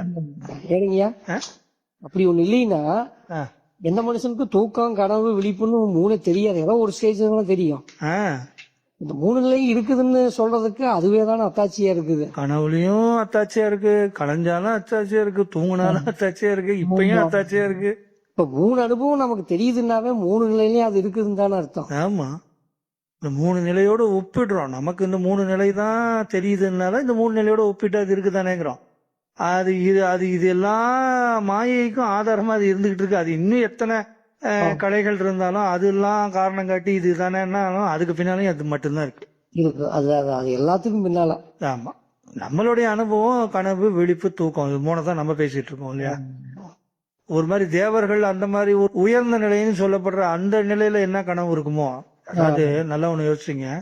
இதாவது சரீரத்துக்குள்ள உட்படுத்திக்கிட்டு இந்த சரீரத்தை வந்து நான் இல்ல உலகம் மாயேன்னு தள்ளுபடி பண்றதுல இது ஒரு பெரிய பிரம்ம பிரயத்தனமா நடக்குது இங்க. அது அடுத்தது வந்து இந்திர பதவி அந்த பதவின்னு அடுத்தடுத்த ஒரு லேயர் இருக்குது. எல்லாம் இருப்பதா கற்பிக்கப்பட்டிருக்கு இருக்கு அப்படின்னு வச்சுப்போம். இது இந்த பொய் எப்படி இருக்கோ அதே மாதிரி அங்கேயும் அது இருக்கு. இப்ப இது எப்படி கனவு வேணுதோ அதே மாதிரி அங்கேயும் இருக்குன்னு வச்சுங்க. அங்க வந்து அவங்களுக்கு தூக்கம் வருமா? அவங்களுக்கு சரீரமே இருக்காது. ஆனா அவங்களுக்கு எது மாயேன்னு எப்படி சொல்ல முடியும்? எது உண்மைன்னு சொல்றதுக்கு, இது உண்மைன்னு சொல்றதுக்கு பொய்ய ஒண்ணு காட்டணும்ல. அவங்க நிலையில என்னத்த பொய்யன்னு காட்டிட்டு இதை வந்து சொல்ல முடியும்? மனித குலத்துல இப்படி சொல்றோம் இல்லையா, மனசை தள்ளுபடி பண்றோம். அவங்களதுல நம்ம என்ன தள்ளுபடி பண்ணுவோம்னு ஒண்ணு இருக்கும்ல. சோ அப்ப என்னன்னா எல்லாமே மாயை தான். ஆனா எல்லாம் காரணத்தோட கற்பிக்கப்பட்டிருக்கு. மாயை. தெளிவா புரிஞ்சுக்கணும். மாயை அப்படின்னா என்ன அப்படின்னா பொய் பிளஸ் காரணம், சரியான காரணம் சொல்லப்பட்டிருக்கு. இது என்னன்னா பொய்ய கூட லாஜிக்கா சொன்னா ஒத்துக்கிற மாதிரி ஆயிடுங்கிற மாதிரி மனித குலம் இதை கத்துக்க கூடாது. இப்ப பாருங்க, உடம்புல ஏதாவது பிரச்சனைனா டக்குன்னு ஸ்கேன் பண்ணி பாரு, இந்த இடத்துல இது இருக்குது, அது ஒரு கட்டி இருக்குது சொல்லி அதை அடுத்து அதை நிவர்த்தி பண்ணிடுறான் பாருங்க. ஆமா, அப்ப அது என்னதுன்னா அது நிஜமாயிடுதாடா, நம்ம சொன்னா அவர் கண்டுபிடிச்சு நிவர்த்தி பண்ணிட்டாரப்பா. உடம்பே பொய்னா அந்த உடம்புக்குள்ள ஒரு கட்டி இருக்கிறது காட்டுது. கனவுல அதே மாதிரிதானா? எல்லாம் எண்ணம் தான். இப்ப கனவுல இருக்கிற உடம்ப இப்ப விழிச்சிட்டு இருக்கிற இந்த நிலையில ஸ்கேன் பண்ண முடியுமானா முடியாது. ஆனா இந்த கனவுக்குள்ளேயே இந்த ஸ்கேனிங் நடக்குதுன்னா ஒத்துக்கும். அப்ப அங்க இருக்கிறவங்க ஒத்துக்கும். ஆமாமா பாருங்க டாக்டர் காட்டுறாரு பாருங்க இதுதான் கட்டி அப்படின்மா. அந்த கனவுல இருக்கிற சிவகுமார் ஒத்துக்காப்புல எல்லாத்தையும். இங்க இருக்கிற சிவகுமார் மறுப்பார். ஏப்பா என்னப்பா அது அது பாரு இப்ப நான் முடிச்சவனே அது இல்லாம போயிடுச்சு, நினைப்புப்பா அப்படின்மா. ஆக்சுவலா அந்த சிவகுமார் வேற இந்த சிவகுமார் வேற. அது ஒரு வேற டைமென்ஷன்ல வேற விதிக்கு உட்பட்டு அது இருக்குது. இது வேற விதிக்கு உட்பட்டு இது வேற ஒரு டைமென்ஷன்ல இது இருக்கு. இந்த ரெண்டு டைமென்ஷனுங்களுக்கும் ஆதாரமா ஒரு டைமென்ஷன் இருக்குது நான் இருக்கிறேன்னு. அதுலதான் இத்தனை லேயர் லேயரா இவ்வளவு மாயைகளை அப்படியே வச்சிருக்கு. அது எத்தனை லோகமா இருந்தானே எத்தனை இதா இருந்தானே எல்லாத்துக்கும் ஆதாரம் அதுதான். அது ஆனா அதை தவிர வேற எல்லாமே பொய் தான். அது நான் இருக்கிறேங்கிறதுக்கு காரணம் சொல்லவே முடியாது. அதுக்கு அதுவே தான் காரணம், வேற எதுவும் காரணம் இல்ல. அது இந்த அப்படியே இருக்கும் இல்லைங்களா, அந்த உடம்புல இருந்தாலும் அந்த இருக்கிறேங்கிற அந்த அந்த விழிப்புணர்வோட இது இப்ப எப்படி தூக்கத்துல இந்த உடம்பு இல்லாம போனாலும் அது இருக்கோ, எதுவும் இல்லைன்னு சொல்லிட்டு அது இருக்கோ, அது மாதிரி இந்த உடம்பு இங்க இல்லாம போனாலும் அது இருக்கிறேங்கிற உணர்வு அதுக்கு இருந்துகிட்டு தான் இருக்கும். எப்படி சொல்றேன்னா அதான் எதுவுமே இல்லையே, ம். அப்படின்னு சொல்லும் இல்லையா? ம். ஆமா ஆமா. இப்ப தூக்கத்திலேயே ஒண்ணுமே இல்லைன்னா இல்லைன்னு சொல்றதுக்கு அங்க ஒண்ணு இருக்குல்ல. ஆ, ஒண்ணுமே எனக்கு தெரியல. ஆமா. இப்ப நீ கூட சொன்னீங்க ஒரு ஒரு கையில ஒரு ஆப்பிள் வச்சு இன்னொரு கையில சும்மா வச்சுட்டு ம். ரெண்டுமே அறிகிறது தானே. ம். இருக்கிறதும் அறியுது, இல்லைங்கிறதும் அறிதல் தானே அது. ம். அப்ப ஒண்ணும் இல்லைங்கிறதுக்காக அங்க அறியறக்கு ஒண்ணும் இல்லைன்னு சொல்ல முடியாதுல்ல. ஆ. ஒண்ணும் அறியறக்கு ஒண்ணு இருக்குல்லங்கிறது மாதிரி. ம். ஒண்ணும் இல்லைங்கிறது எது அறிஞ்சுது? அறிவு தான் அறிஞ்சுது. அப்ப அறிவு இருக்கா? இருக்கு. அறிவு தான் அது. அதான் சாட்சி இல்லையா? ஆமா ஆமா. அப்படித்தானே முடிக்கணும் அது. இப்போ நம்ம எடுத்துக்கிட்டோம்னா இந்த மொத்த கதாநாயகனே இந்த அறிவு தானே. ஆமா. இந்த அறிவுக்குள்ள இந்த சோக்குமாருங்கிற உடம்பும் தெரியுது. இப்ப ம். நீங்க பேசுற உங்க உருவம் தெரியுது, சத்தம் கேக்குது, ம். மொத்த ஜெகத்தையும் பாக்குறோம். ம். இதெல்லாம் இந்த ஒத்த அறிவுடைய உருவாக்கம் தானே. ஆனா எத்தனையும் பொய் தானேன்னு தெரியுது. ஆமா. மொத்த பார்த்தா எல்லாமே இந்த அறிவு தானே. இதோட எல்லாம் இயக்கம் நின்னுடுச்சுன்னா இது எதுவுமே இல்லையே. இல்ல சொன்ன அப்ப மாதிரி. எது இயங்குதோ, எதுல எல்லாம் தோன்றி மறையுதோ ஆதாரம் எதுவோ, அப்ப அதுதான் இத்தனையாவும் இருக்குதுங்கிறத சந்தேகம் இல்லாம ப்ரூவ் பண்றோம் இல்லையா? அறிபவனே அறிபடும் பொருளாக்கிறான்ங்கிறது சத்தியமான உண்மை தானே. வெட்ட வெளிச்சமா தெரியுதே. ஆமா ஆமா. சொன்ன மாதிரி அதுல நம்ம கவனம் அது ரொம்ப நல்லா புரியுதுங்கய்யா. ம். இதாதான் நம்ம அறிவுக்குள்ள தானே பிரதிபலிக்குது. ம். கண்ணாடிக்குள்ள தானே எல்லாமே பிரதிபலிக்குது. ஆமா. அப்ப அதுக்குள்ள பிரதிபலிக்கிறதெல்லாம் அந்த கண்ணாடி தவிர வேற எதுவுமே இல்ல. ம். உனக்கு என்னதான் முன்னேற்றம் இருக்கட்டும், என்னதான் இருக்கட்டும், என்னதான் உனக்கு தெரியுது, எல்லாமே இந்த அறிவுல இருக்கிறதான் பிரதிபலிக்குது. இதுல என்ன ஒரு அற்புதமான ஒரு ஒரு பியூட்டியான விஷயம்னா, கண்ணாடியில் பிரதிபலிப்பதெல்லாம் அசைகிறது. கண்ணாடி அதற்கு சாதாரணமா இருக்கிறது. கண்ணாடியில் பிரதிபலிக்கும் பிம்பங்களே அசைகிறது, கண்ணாடி அசைவதில்லை. இங்க அறிவு அசையல, அறிவுல பிரதிபலிக்குது. அறிவுல தான் எல்லாமே அசைஞ்சிட்டு இருக்கு. அப்ப அசைறத நான் நிறுத்துறேன்னு நினைக்காத. அசைகிறதுக்கு ஆதாரமா ஒண்ணு இருந்துகிட்டே இருக்குன்னா அது ஏற்கனவே நின்றுட்டு தான் இருக்கு. நீ எதுவும் புதுசா போய் நிறுத்த வேணாம். நிறுத்துறேன்னு போய் அதை அசைக்க வேணாம். அந்த எண்ணத்தை அதன் மூலியமா அந்த எண்ணெய் அழைகளை உருவாக்கி அசைய வேணாம். அப்ப ஏற்கனவே கண்ணாடி அப்படியே தான் இருக்கு. அசைகிறதெல்லாம் பிரதிபலிக்குது. பிரதிபலிப்புகளை நம்ம நிறுத்த தேவையில்ல. கண்ணாடி கண்ணாடியா தான் இருக்கு. நீங்க சொல்றதையதான் பகவான் சொல்லுவாருங்க. ஒரு ஆத்தோரத்துல ஒரு பையன் நின்றுக்கிறான், அவன் நிழல் தண்ணியில விழுகுது, அவன் அதை அசைக்காம இருக்கிறதுக்கு முயற்சி பண்றான். கொஞ்ச நேரத்துல ஆடுது இதாகுது, திடீர்னு ஒரு பையன் கையில் கல் விட்டு எரிஞ்சானா அந்த நிழல் அசைஞ்சிருது. அவன் நிறுத்தறதுக்கு ஒண்ணுமே பண்ண வேண்டியது இல்ல, இது ஏற்கனவே அசையாம தான் இருக்குதுன்னு புரிஞ்சா போதும். அவ்வளவுதான். அப்படின்னு ஆதாரம் அசையாம தான் இருக்கு, பிரதிபலிப்புகள் தான் அசையுது. இப்ப அப்படிதான் இருக்கு. இந்த அறிவுல, இந்த மனசுல எண்ணங்கள்ல பிரதிபலிச்சுக்கிட்டே இருக்கு. ஏதோ ஒண்ணு எண்ணங்கள் அசைஞ்சுக்கிட்டே இருக்குது. அந்த அசைற மனசை இல்லாம பண்றேன் அப்படின்ட்டு மூச்சு அடக்கிறது, சமாதி பழகிறது, இதெல்லாம் விட்டுட்டு சாட்சியா ஒண்ணு இருக்குன்னு புரிஞ்சு புடிபட்டு போச்சு விசாரத்துலன்னா. அசைகிற பிம்பத்தை நிறுத்துற முயற்சி தான் அதெல்லாம். ஆமா. அது உச்சபட்சமா புரியும் போது இது தேவையில்லைன்னு விடலாம். ஒரு சிலர் விசாரம் கஷ்டமா இருக்குன்னா அவங்க யோகத்துல டிசிப்ளினா இப்படி வருவாங்க. அப்ப ஞானத்துல டிசிப்ளின் இல்ல, ஞானத்திலயும் இருக்கு. இது சரீரத்துடைய டிசிப்ளின் சொல்றேன். ஆகாரம்லாம் சாத்வீகமா எடுத்து அந்த எண்ணத்தோடைய அலைகளை கண்ட்ரோல் பண்ணி அப்புறம் அத அந்த நிலைய புரிஞ்சு அப்படிங்கிறது. இது விசாரம். இது தீவிரமா நம்ம பேசுறோம். அதனால இது நேரடியா சொல்லப்படுற மார்க்கம். இதுல நீங்க எங்கேயுமே தவறுகளை கண்டுபிடிக்கிறதுக்கு ஒண்ணுமே இல்லை. ஏன்னா எதுவுமே உண்மைன்னு இருந்தாதான் தவறுகளை நம்ம ஸ்தாபிக்க முடியும். இது எல்லா தவறுகளுமே உண்மையா இருக்குது. மித்த முயற்சி எல்லாம் கூட அப்படியே இந்த வெவ்வேறு வழியில கூட்டிட்டு போய் சுத்தி கூட்டிட்டு போய் கற்ப கிரகத்துக்குள்ள இது பண்ற மாதிரி, இது டைரக்டா உள்ள போய் அப்படியே தள்ளி விட்டுற மாதிரி. ஆமா. அத்வைதம், இந்த ஞான விசாரம், இது அத்வைதத்தை பொறுத்த வரைக்கும் என்னன்னா பருத்தி மூட்டை குடோன்லயே தான் இருக்கும். எங்கேயும் போக தேவையில்ல. மத்ததெல்லாம் போயிட்டு திருப்பி குடோனுக்கு வரும். உள்ளது உள்ளவாறு இருக்கிறது தானே அது. அவ்வளவுதான் விஷயம். அதனால இங்க பெரிய முயற்சி எல்லாம் ஒண்ணும் தேவையில்லை. இல்ல நீங்க வெளியில அந்த துவைதத்தை என்னதான் ஆராய்ச்சி பண்ணி என்னதான் பண்ணாலும் அது முடிவே இருக்காது. அது அதுக்குதான் காரணம் கரெக்டா வச்சிருக்குங்க. ஆமா, போயிட்டே இருக்கு. இதுக்கு இது காரணம், இதுக்கு இது காரணம், அப்ப விடவே முடியாது. எல்லாம் அறிவுல தானே பிரதிபலிக்குன்னா முடிஞ்சு போச்சா? உன் அறிவு தவிர வேற ஒண்ணுமே இல்லை. எல்லாம் எது நடந்தாலும் உலகத்துல அறிவு இல்லைன்னா இதுக்கு இருப்பே கிடையாதுன்னு. அந்த அறிவுல ஒரு கடவுள் காட்சியே பாக்குறேன்னு வச்சுக்கலாம். ஆமா, தனியா கடவுள்னு நீ பிரிக்காம உன் அறிவு தான் அந்த கடவுளாவே பிரதிபலிக்குதுன்னா கடவுளுக்கு ஆதாரமா இருக்கிறதே அந்த சித்து தானே. ஆமா ஆமா கரெக்ட். இப்ப ஒண்ணு இல்ல, இப்ப கிருஷ்ணரே வந்து விஸ்வரூப தரிசனமே காட்டினால ஆ, நம்ம அறிவுக்கு உட்பட்டது தானே. ஆமா நான் பார்த்தேன், அறிவுக்கு உட்பட்டது தானே. இங்க அறிவு சொல்லுதே நான் பார்த்தேன்ங்குதே. அந்த விஸ்வரூபத்துக்கே இருப்பு கொடுக்கறது அந்த அறிவு தானே. ஆமா. அந்த அறிவு இருக்கிறேன்னு நீ இருக்கிறேன்னு சொல்லினா அதுக்கு யார் சொல்ல போறா அந்த விஸ்வரூபத்துக்கு? ம் அதுக்கு இருப்பு கொடுக்கறதே இந்த அறிவு தானே கொடுக்குது. ம் அப்பதான் அந்த வேதாந்தம் சொல்ற நீயே அது தத்துவமசி ஆமா மகா வாக்கியம் வந்து பொருந்தும்.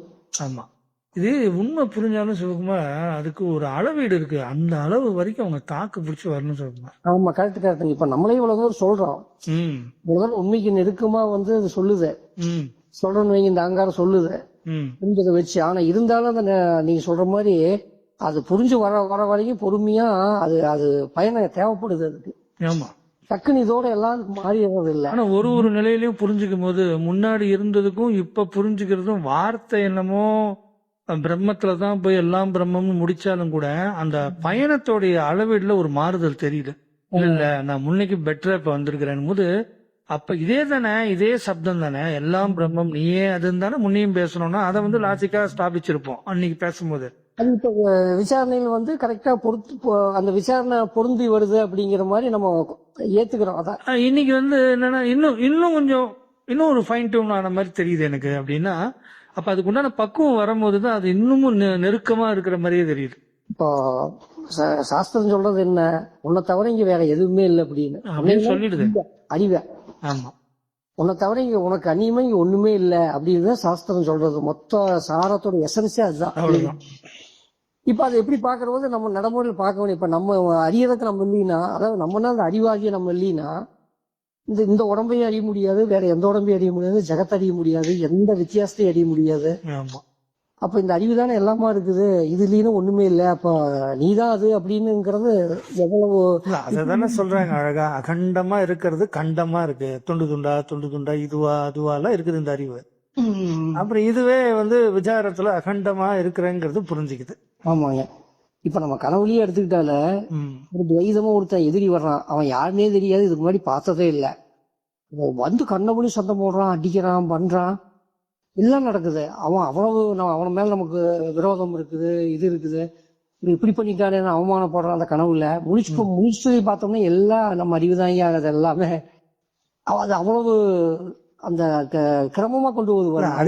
அறிவாவே இருந்துட்டா பிரச்சனை இல்லை. அறிவு தன்னை ஜீவனா உட்படுத்திக்குது பாருங்க, மாத்தி தன்னுடைய இருப்பை வந்து ஒரு அகங்காரமா ஆக்கி இந்த சரீரம் தான் நானுங்கிற மாதிரி பிடிச்சுக்கிட்டு அது அந்த கற்பிக்கப்பட்ட உலகத்தோட சட்டத்திட்டங்களுக்கு தன்னை உட்படுத்திக்கிட்டு அதுல நியாயம் தர்மம் நல்லது கெட்டதெல்லாம் பிரிச்சு அதுல வலி வேதனை நல்லது கெட்டது இது செய்யலாம் செய்யக்கூடாதுன்னு ஒரு போராடுற குணங்கள் எல்லாம் கற்பிச்சுக்கிட்டு அப்படியே அது எவ்வளவு அழகா அந்த மாயை உலகத்தை விஸ்தாரம் பண்ணுது. அதுன்னு தெரியாம அவன் தான் எல்லாமே இருக்குன்னு தெரியாம நான் வேற அவன் வேற, அவன் எதிரி என்னை இப்படி பண்ணிட்டான் இப்படி பேசிட்டான்னு ஒரு துவைதத்தை ஏற்படுத்தி எவ்வளவு ஒரு பெரிய டிரான்சாக்சன் நடக்குது பாருங்க.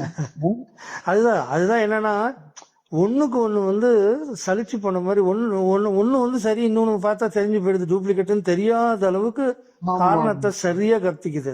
அது அதனாலதான் டெனிசாமி ஒரு வார்த்தை அழகா சொன்னாருங்க, அந்த வீடியோ சொல்லியிருப்பாரு, இது உலகம் பொய்ன்னு எப்படி சொல்றீங்கன்னு, இது வந்து சாஸ்திரத்தையும் சுய விசாரத்தை வச்சுட்டு அவனா தெரிஞ்சுக்கணும்ப்பா, இல்லைன்னா இதை பொய்ன்னு அறியவே முடியாது.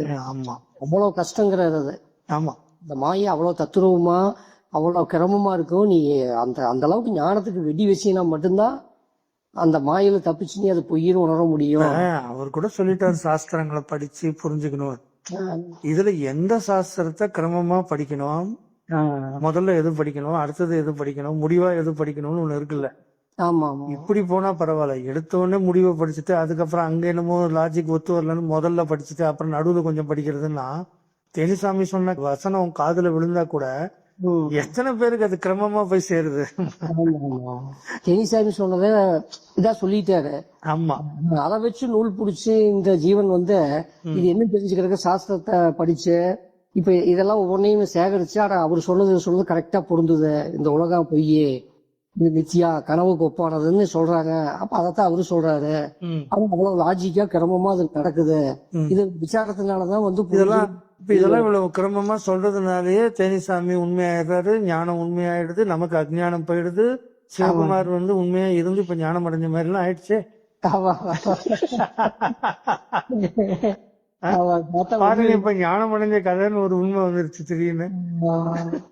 அது சரி, உண்மைன்னு கூட சொல்ல மாட்டேன், இத சத்தியத்திலும் சத்தியங்க அப்படிம்போம்.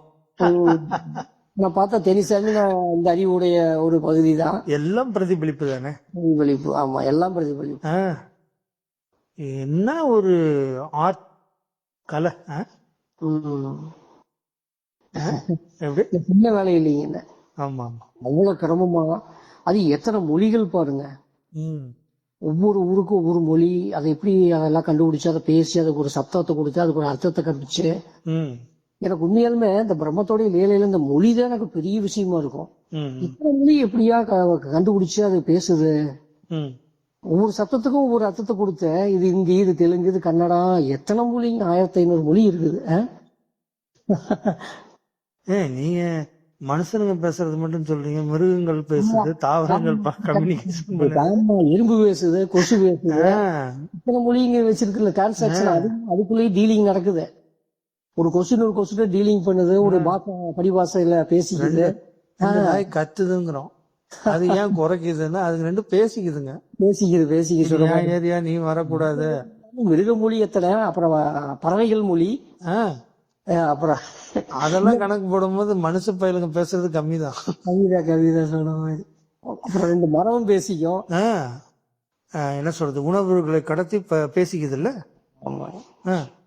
இத்தனை எல்லாமே பொய் தான்.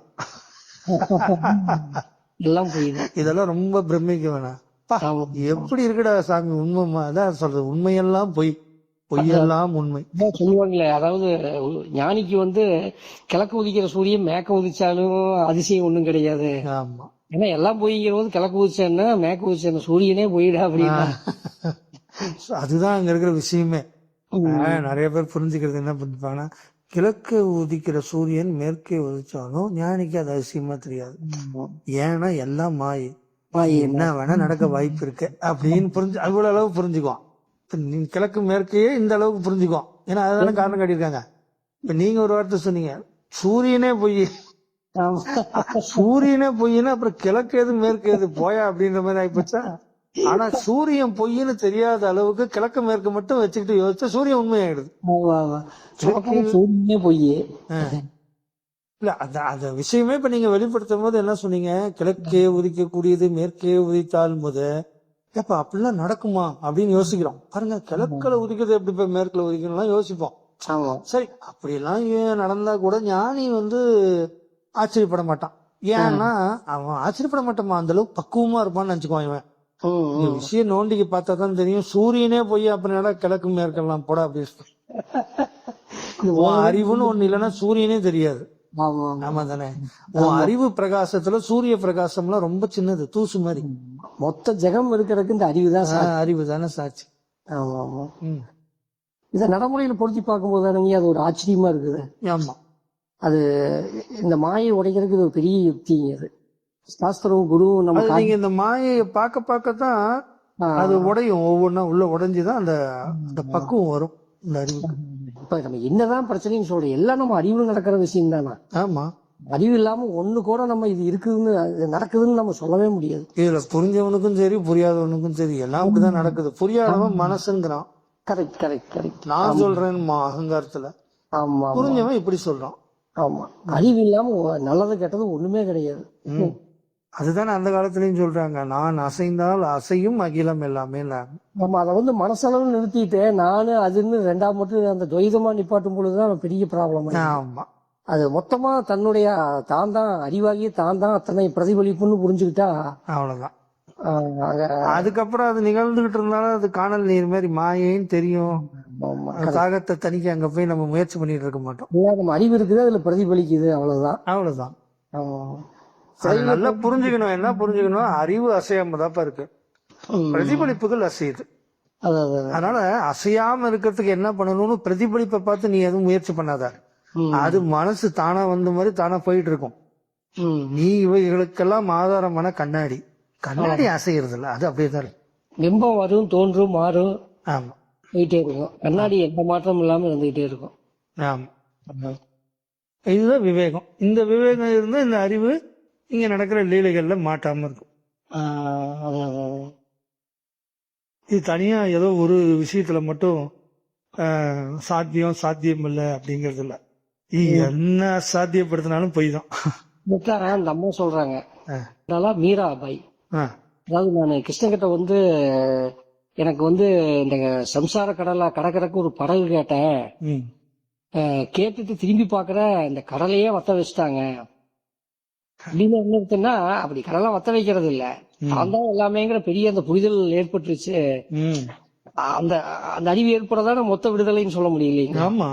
அதான் அவங்க உண்மையா சொல்றாங்க. இப்ப இது எல்லாமே புரியுது வாங்கிக்கலாம். தான் இல்லைன்னா எதுவுமே இல்லை, இந்த அறிவு இல்லைன்னா ம். மொத்த ஜெகமே எதுவும் கிடையாது. ம். இப்போ டிராபிக் இருக்குது, கார் அத்தனை போகுது, எல்லாம் யாருக்கு அடிக்கிறா? அந்த அறிவு இருக்கிறதா அறியுது, இந்த அறிவு தானே அறியுது. எல்லாம் இந்த அறிவுக்குள்ள அடக்கம் தானே எல்லாமே. ஆமா. அறிவின் பிரதிபலிப்பு அறிவை தவிர வேறு இல்லை. இது எப்படி உணரலாம்னா தூக்கத்தை உணரலாம். உம் தூக்கத்துல ஒண்ணும் இல்ல, பிரதிபலிப்பு இல்ல, உலகமும் இல்ல, நீ இல்ல, ஜெகம் இல்ல, எல்லாம் இல்ல, அறிவு மட்டும் இருக்குது. அறிவு மட்டும் இருக்குது. கனவு வருது, கனவுல உலகம் இருக்குது, நீ இருக்க, எல்லாமே இருக்குது, அது அந்த அறிவுல பிரதிபலிக்குது. பிரதிபலிக்குது, அவ்வளவுதான். அப்படித்தானே இருக்குது இங்கேயும். ஆமாங்க. தூக்கம் கனவு விழிப்பு இல்லாம ஞானத்தை சொல்லவே முடியாது. அது அது பாருங்க, ஒரு நாளும் கிளைமேக்ஸ வச்சுட்டு தான் நாடகத்தை ஆரம்பிக்குது. ஏன்னா இங்க இருக்கிற ஜீவனுக்கு காலை மாலை ஒரு நாள் ஒரு வருடம் எல்லாம் சும்மா காலத்தை கணக்கு மாதிரி ஏமாத்துறதுக்கு வச்சுட்டு தினமும் இதே கதை தான். ஒண்ணும் இல்லாம போறது, அப்புறம் ஆட்டத்தை ஆரம்பிக்கிறது, அப்புறம் திருப்பி நைட்டு வந்து படுத்து தூங்குறன்ற கதையில எல்லாத்தையும் விடுறது, அப்புறம் கனவுங்கிற ஒரு உலகத்தை கற்பனை பண்ணி அங்க கொஞ்ச நேரம் ஜாலியாட்டு எல்லாம் பாடிட்டு இங்க வர்றது. இந்த பூமி சுத்துலின்னா சூரியன் வந்து உதிக்கிறதெல்லாம் மறையறதும் இல்ல. அறிவியல் பிரகாரம் இது ஒரு லாஜிக்கா சொல்றாங்க. பூமி தான் சுத்துது, அதுல சூரியன் தோன்றி மறையிற மாதிரி இருக்குதுன்னு. ஆமா. சூரியனே ஒண்ணு இல்லைன்னா அது வந்து உயிர்கள் வாழ முடியாது. ஓகே, இந்த ஆக்சுவலா இந்த சூரிய மறைவு தானே காலம்னு சொல்றான். ஆமா, இருள் வெளிச்சத்தை வச்சுதான் ஒரு நாளுங்கிறோம். சாயந்தரம் மேக்க வரத வச்சு ஒரு காலம், ஒரு நாள், நிமிஷம், நொடி, வருஷம் அப்படின்னு நம்ம போடுறோம். ஆமா. இல்லைன்னா இருக்கிறது எல்லாம் நிகழ்காலம் தானே. எதிர்காலம்னு ஒண்ணு இல்லவே இல்லைங்க. இந்த கண்ணாடி இந்த இதை எடுத்துட்டோம்னா, சூரிய மறைவு எடுத்துட்டோம்னா கிரியாரம் இல்ல, இருக்கிறதெல்லாம் வெறும் நிகழ்காலம் மட்டும்தான். அதாவது இருக்கிறதெல்லாம் நிகழ்காலத்தோட ஒப்பிடாம இருக்கிறது காலத்திற்கு அப்பாற்பட்டது. அப்பாற்பட்டது. நான் இன்னாரா இருக்கிறேன்னா தான் அது காலத்துக்கு உட்பட்டது, பிரசன்ஸ்ன்னு சொல்றோம் இல்லையா? நான் இருக்கிறேங்கிறதுக்கு காலம் ஏது? அது எந்த காலத்துல தோன்றி எந்த காலத்துல இருக்குது? இல்லையே, அது எப்பயும் இருக்கு இல்லையா? ஆனா இது வந்து அப்படி இல்ல. இனி 10 நிமிஷம் கழிச்சு நான் இருக்க போறேங்கிறது எண்ணம். ஆமா. இப்ப இருக்கிறேங்கிறது மட்டும்தான் அது சத்தியம் இல்லைங்களா? நான் இருக்கிறேங்கிறத கூட இருந்துகிட்டே தான் இருக்கு, அது எப்பயுமே இருந்துகிட்டே தான் இருக்கு. அது காலத்தெல்லாம் இல்ல, இந்த காலங்கள் வந்து போகுது. அதுவுமே இந்த காலம் மாயை தான் நினைங்கய்யா. ஆமா, அந்த காலங்கள் எல்லாம் பிரதிபலிப்பு தானே. ஆமா, இப்ப இந்த சூரிய இந்த பூமி சுத்தாம சூரிய மறைவே இல்லைன்னா இருளும் வெளிச்சமே இல்லைன்னு வைங்க, இந்த காலம் ஒண்ணுமே கிடையாது. அது இருள் வெளிச்சம் வந்து ஒரு நாளை குறிக்கிறது மாத்திரம் இல்ல, தேவையான அளவுக்கு வெப்பம் இருக்கணும், தேவையான அளவுக்கு நீர் இருக்கணும், குளிர்ச்சி ரெண்டும் மாறும் போதுதான் இங்க பயிர் விளையணும். அதனாலதான் தேவையான இது நடக்குது. பாருங்க, இங்க உடனே படைப்புகள்ல வந்து அதோட சம்பந்தப்படுத்தி எப்படி எல்லாம் அந்த காரணம் ஒண்ணுக்கு ஒண்ணு காரணத்தை பின்னி பின்னி வச்சிருக்கனால வயசாகிற மாதிரி ஒரு இதை கொண்டு வருது இல்லையா? எவனுக்கு வயசாகாது, இங்க படைச்சவனெல்லாம் இறக்கவும் மாட்டேன், ஒண்ணு மாட்டேன், இருந்துகிட்டே இருப்பேன். அதுக்காக இந்த பொய்யான ஒரு காலத்தை உருவாக்கி உடல் வந்து முதிர்ச்சி அடைகிற மாதிரி, வயசாகிற மாதிரி, மரணம் வர்ற மாதிரி பொய் தான். ஆனா அதுக்கு ஒரு நியாயமா ஒரு காரணத்தை வச்சு காலத்தை வச்சு, அதான் இதுல என்ன புரிஞ்சுக்கணும்னா, மாயை உண்மை போல காரணத்தை கற்பிக்கிறதுனால அது உண்மையா ஆயிடுச்சு. அப்படிதான் சொல்லணும். ஏன்னா அது மாயேன்னு கண்டுபிடிச்சவங்க வந்து சுய விசாரம் பண்றவங்க தான் கண்டுபிடிப்பாங்க ஜெகத் மித்யான்னு. இல்லாதவனுக்கு இது உண்மைதான். அவன் ஏன் விசாரம் பண்றான்? அவன் நேரடியாவே இந்த உலகம் இருப்பதா அனுபவிச்சுக்கிட்டு தான் இருப்பாங்க. வலி வேதனை வரும்போது கடவுளேன்னு கத்துவான், இல்ல எங்கேயாவது யாரையோ உதவி தேடி ஓடுவான். இப்படி ஓடிட்டு இருக்கோம். இங்க இந்த அறிவு பண்பட்டு எல்லா விஷயமும் புரிஞ்சு விவேகமா இருக்கிறது தானே இந்த வாழ்க்கை. அறிவு ஜீவனா இருக்கும் போதே முக்தனாவும் இருக்குது. அதனால வந்து இங்க ஒன்னும் விடுதலை எல்லாம் ஒன்னும் தனியா நிகழ வேணாம். இப்ப என்ன பேசிக்கிட்டு இருக்கோம், என்ன இந்த அறிவுக்கு எவ்வளவு தெளிவு கிடைக்குது பாருங்க, இதுதான் விடுதலை. இதுதான் விஷயம். உண்மையா அது பேசுது ஏனங்கய்யா? எப்படி? இல்ல அந்த புரிதல் அந்த அறிவுக்கு ஏற்பட்டதுனாலதான் அது பேசுது. ஆமா ஆமா. ம். இருந்தாலும் கதையில வந்து லாஜிக்கா எனக்கு இந்த இடம் இடிக்குதுங்க. இப்ப கொஞ்ச நேரத்துக்கு முன்னாடி இந்த கேள்வி கேட்கற மாதிரி ஒரு ஒரு ஒரு கேரக்டரா அது மாதிரி கேட்டுச்சு இல்ல. ஆமா ஆமா இப்ப வந்து நீ என்ன வேணா கேட்டுக்கு, என்ன வேணா அதுக்கு நியாயமாவும் உனக்கு சொல்லி நீ அதுல கூட பண்பட்டு நீ அதை வெற்றி அடைஞ்ச மாதிரி கூட நினைச்சுக்க, எல்லாமே கனவு தானடா அப்படிங்கிற மாதிரி வரும்போது அது உடனே டக்குன்னு அடா ஆமால, அதான் விஷயம். அவ்வளவுதான். அதுல என்னதான் பெரிய ஒரு ஏதோ இந்த ஒரு கேள்விக்கு பதில் கிடைச்சிச்சு, நான் போய் இந்த கேள்வி சாதிச்சுட்டு வரேன், அடுத்த கேள்வி வந்தா வரேங்கிறதுக்கே இங்க வழி இல்ல. வழியில எந்த கேள்வி வந்தாலும் சாதிச்சாலும் ஒண்ணு இல்ல இல்லடா. இப்ப கேட்டவனே இல்ல, இனி உனக்கு கேள்வியே வரக்கூடாது. ஓஷோ ஒரு அழகா உனக்கு சொல்லுவார், உன் கேள்விகளுக்கு பதில் சொல்வது என்னுடைய நோக்கம் இல்ல, கேள்வியே இல்லாமல் வேரோடு புடுங்குவதுன்னு. Correct correct. ஆமாங்க, ஒரு கேள்விக்கு பதில் சொன்னா இன்னொரு கேள்வி முளைக்கும். இப்ப நம்ம விசாரம் பண்ண முறை பிரகாரம் நீ என்ன கேள்வியும் வந்தாலும் பதில் தோணும், அதுக்கு அழகா வந்தாலும் எல்லாமே வேரோட சாய்க்கிறது. ஆமா ஆமா ஆமா, எல்லாம் மாயை தான். எல்லாம் ஒண்ணு இல்ல. எல்லா கேள்விக்கும் காரண காரியம் கரெக்டா பொருந்தும் வரையும் சொன்னா அது உண்மையாலுமே பாப்பாப்பா கரெக்டுப்பா அப்படின்னு ஒத்துக்குவாங்க. நம்ம தேனிசாமி கடைசி அழகா சொல்லுவோம், உலகம் பூரா பொய். அது பாட்டுக்கு ஒரு பக்கம் கிடக்குது, நீ சும்மா இருயா அப்படிம்பாரு, அழகா சொல்லுவாரு. ஆனா பாருங்களேன், அந்த ஒரு சத்தியம் தான் அது உள்ளுக்குள்ள ஏதோ ஒண்ணு ஈர்த்து அது தள்ளி அதை வச்சுதான் முட்டு கொடுத்து தள்ளுதுங்க நம்மள. இல்லைன்னா சாட்டிஸ்பாக்சன் உங்களுக்கு நீங்க தேனிசாமி புரிஞ்சுக்கிறதுக்கு அப்படி உங்களை அவரு ஆமா, அதாவது உங்களுக்கு இந்த உண்மையை வந்து புகட்டணும், அது ஈர்க்கப்படும் அவர் வசனம் மூலியமா புரிவிக்கிறதுக்கு தேனிசாமி ஒரு குண்டை போடுறாரு. கரெக்டா போடும்போது இவனுக்கு அது வேலை செய்யும் போது அந்த வார்த்தை கரெக்டா. எத்தனையோ வார்த்தைகள் இருக்கு, உங்களுக்கு இந்த வார்த்தைகள் உங்களை இழுத்துட்டு வந்துச்சு. ஆமா ஆமா, அந்த உலகம் பூரா பொய்னா அப்ப அது என்ன வெளியூ, அது அப்படி கேட்டதையுமே எனக்கு என்னமோ செஞ்சுதுங்க. இத்தனையும் உண்மைன்னு நினைச்சு நம்ம எல்லாம் சரி பண்றதுக்கு முயற்சி பண்ணு, அது பூரா பொய்ங்கிறாரு. பெரிய ஏதோ ஒரு நமக்கு ஒரு உண்மையாலுமே ஏதோ ஒரு ஏதோ ஒரு நல்ல விஷயம், ஒரு பெரிய விடுதலை கொடுக்கற மாதிரி இருக்குது, அப்ப ஏதோ உண்மை இருக்குது அதுல அப்படின்னு சொல்லி அதை நம்மள தள்ளுது. அது ஆமா, அந்த தள்ளுதோடைய விளைவுதான் இத்தனையும் அது எனக்கு கொடுக்குது. உங்களுடைய அடிமை ஏற்பட்டு உங்களுடைய உபதேசங்கள், அதுக்கப்புறம் நிறைய அந்த உபநிஷத்துக்கள், இது எல்லாமே அதுல என்ன சொல்லிருக்கு, அவருடைய எசன்ஸ் என்னன்னு நமக்கு இவ்வளவு காரணத்தை சொல்லும் போது எவ்வளவு உண்மையா இருக்கு பாருங்க. இதுவும் காரணம் தான். ஆனகட்டிக்கு போனேன், அவரை சந்திச்சேன், அவரு சொன்னாரு, அப்படியே கொஞ்ச நேரம் அந்த அறிவு அப்படியே ஆன்னு கேக்குது. ஆமால அங்க போனாரு, இல்லன்னா ஒருவேளை போகாம இருந்திருந்தா, தேனிசாமி இப்படி சொல்லாம இருந்து இத சிவகுமார் கேட்காம இருந்திருந்தா அப்படின்னு போயிட்டு இருக்கும் போதே வாயில ஈ பூந்து வர மாதிரி, என்னடா டே இது இவ்வளவு நேரமும் நியாயமா காரண காரியத்தை தான் சொல்லி பேசுறீங்க. திடீர்னு சொன்னா இல்ல கரம் சொல்லிக்கிட்டே அப்படின்னு இதெல்லாம் இவ்வளவு சொல்லி கனவை உண்மையாக்கிட்டு இருக்கிறானுங்க அப்படிங்கிற மாதிரி ஆயிடும். கரெக்ட் கரெக்டுங்க.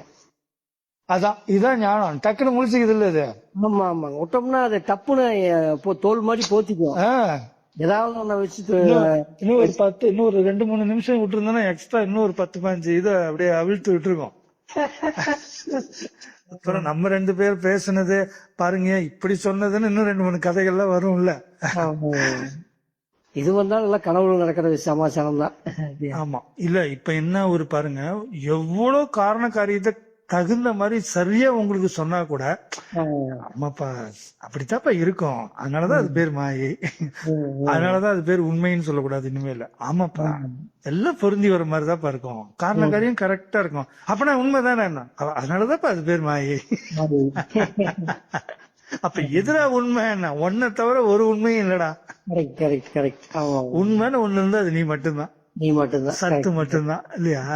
அப்ப பாருங்க, இந்த உலகத்துல முக்கியம், வேண்டும், வேண்டாதது, இது நல்லது கெட்டது ஒண்ணும் இல்ல, ஆச்சார அனுஷ்டம் ஒண்ணுமே கிடையாதுங்க.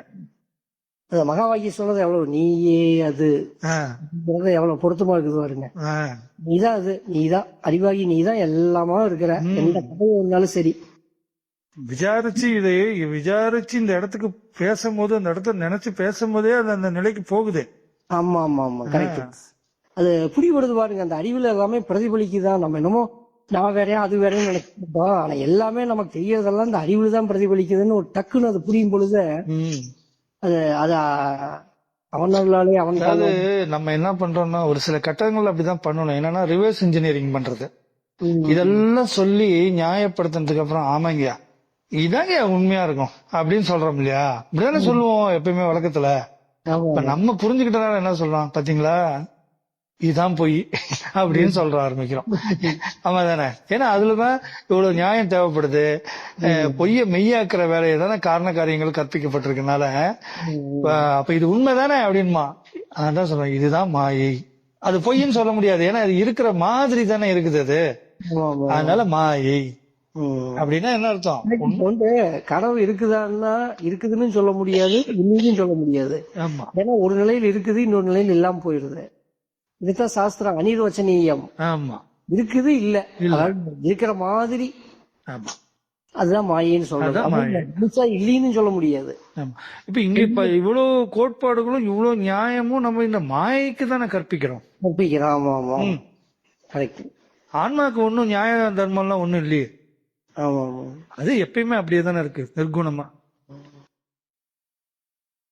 விசாரிக்கணும் சிவகுமார், இப்படி விசாரிச்சா மாத்திரம் தான் அது அடங்கும். கரெக்ட்.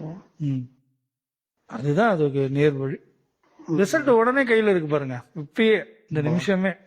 ஆமா, அது ஒத்துக்க முடியுது இல்லைங்க. அந்த விசாரணையில அவங்க சொன்னது கரெக்ட் தான். அந்த கூற்று எல்லாமே நம்ம அறிவுல தான் பிரதிபலிக்குது.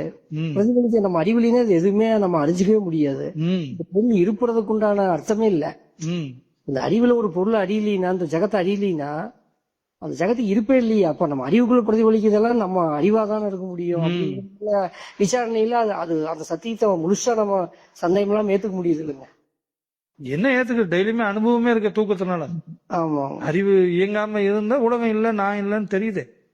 அனுபவ படமே பிராக்டிகலாவே இருக்கு. ஆமா ஆமா, இது இதெல்லாம் புரிஞ்சவன ஒரு அதீதமான அனுபவம் கிடைக்கும். இப்படி இப்படி சொல்லி சுட்டி காட்டும் பொழுதுதான் நமக்கு அந்த விசாரணை இது எல்லாம் பண்ணணும்னு தோணி நம்ம பண்றோம். அது அந்த யுக்தியை சொல்லி கொடுக்குறாங்க இல்லைங்க. அதுவே ஸ்கிரிப்ட்ல இருக்குல்ல, இருக்குது. இந்த மாதிரி இல்லாமலாம் வாயை திறக்க மாட்டானே. ஆமா ஆமா, நீங்க பேசுறீங்க, உங்க பக்கத்துல இருக்கா வேணும் உட்காந்துருப்பான்னு வச்சுங்க ஒரு பேச்சுக்கு. ஏன் அவன் பேசாம இருக்கான்னா அது அப்படித்தானே. ஆமா ஆமா, அவ்வளவுதான். இந்த கதை பேசுறதுக்கு நீ தான் கரெக்ட்னு சேர்ந்து ஸ்கிரிப்ட் இருக்குதோ கனவு அந்த மாதிரி தான் வரும். அதே மாதிரி இந்த கனவு எப்படி ஸ்கிரிப்ட் இருக்குதோ அதே தான். ஆமா, அது என்ன நினைச்சதோ அதான் வரும். இப்ப நீங்க அந்த கனவுல பாத்தீங்கன்னா உங்க முயற்சியில எதுவுமே இருக்காதுங்க. அதுல பாக்குற ஆளு எல்லாமே ஒரு மஞ்சள் சுட்ட கோழி மாதிரி அதெல்லாம் நடந்துகிட்டே இருக்கும். ஆனா பாத்தீங்கன்னா அவன் சொல்லுவான், அதை பண்ண எதை பண்ண, அந்த பில்டிங் ஒரு 5 பில்டிங் கட்டிட்டுன்னு சொல்லுவான். எல்லாம் பாத்தீங்கன்னா ஒரு அறிவுடைய திரைக்கதை வசனம் தான். ஆமா, அங்க தனிப்பட்ட ஒரு நபருடைய முயற்சின்னு எதுவுமே கிடையாது. அந்த கதையில வர கற்பிக்கப்பட்ட கதாபாத்திரங்கள் பேசிக்குது, சண்டை போட்டுக்குது, அன்பு காட்டிக்குது. ஆமா, அதுல முன்னேற்றம் இருக்கிற மாதிரி இருக்குது, பின்னடைவு இருக்கும், அது சமரசம் பண்ணி சரி பண்ற மாதிரி என்னென்ன கதை. அதுனா அந்த ஃபார்ம்ல வச்சுக்க கூடாது. ஃபார்ம்லெஸ் அந்த ஆதாரத்தோட அது நான்லாம் ஒண்ணுன்னு சொல்லிக்கலாம். உடல் அடையாளத்துல அப்படியே வச்சுக்க கூடாது, அனுபவத்துல அப்படி வச்சுக்க கூடாது. இல்ல, அதுல ரொம்ப கவனமா இருக்கும். வைக்கவும் முடியாத, எப்படி நான் அதுன்னு எப்படி சொல்ல முடியும்? உடலாலையும் உடலால் ஏற்பட்ட அனுபவத்தினாலையும் நானு அவரு ஒண்ணுன்னு சொல்ல முடியாது. மனசால கூட சொல்ல முடியாது, எதுவும் சொல்லக்கூடாது. அந்த ஆதாரத்தோட ஒண்ணுன்னு சொல்லணும். ஆமா ஆமா, உண்மை அவ்வளவு இதாதான் வெளிப்படையா தான் இருக்கு. பேசுனா உடனே இப்பயே புரியுது. விசாரிச்சா ஜனங்களுக்கு அவ்வளவு நேரம் கிடைக்கிறது இல்லையா என்னன்னு தெரியல. அதாவது யுக்தி பூர்வமா பண்ணணும் விசாரத்தை. சும்மா அப்படியே மௌடிகமா அப்படியே பண்ணக்கூடாது. யுக்தி பூர்வமா பண்ணாதான் அது அந்த கான்செப்ட் கரெக்டா ஒத்து வருதா, அப்படிதான் நடக்குதா அப்படிங்கறத வந்து நம்ம பொருத்தி நம்முடைய நடைமுறையில நடைமுறையில பாக்கணும்.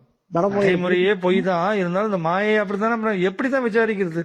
ஆமா ஆமா ஆமா, நடைமுறைங்கிறது அன்றாட நடக்கிற அன்றாட நடக்கிற விஷயத்துல இந்த அறிவு புரிஞ்சுக்குதுன்னா பாருங்க, அறிவு அப்படியே தான் இருக்குது. படம் ஓடுது, அந்த படத்தோட தன்னை அசோசியேட் பண்ணி இணைச்சு பார்த்து அந்த கதாபாத்திரம் கூட இணைஞ்சு அது அழுது சிரிச்சு எல்லாம்.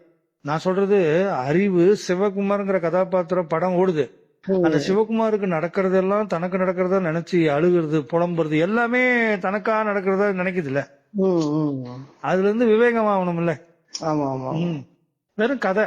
சிவகுமார்ங்கிறது ஒரு கதை, அதுக்கு ஒரு உருவம் இருக்கு, கனவுல இருக்கிற மாதிரி இங்க இருக்கு, அவ்வளவுதான்.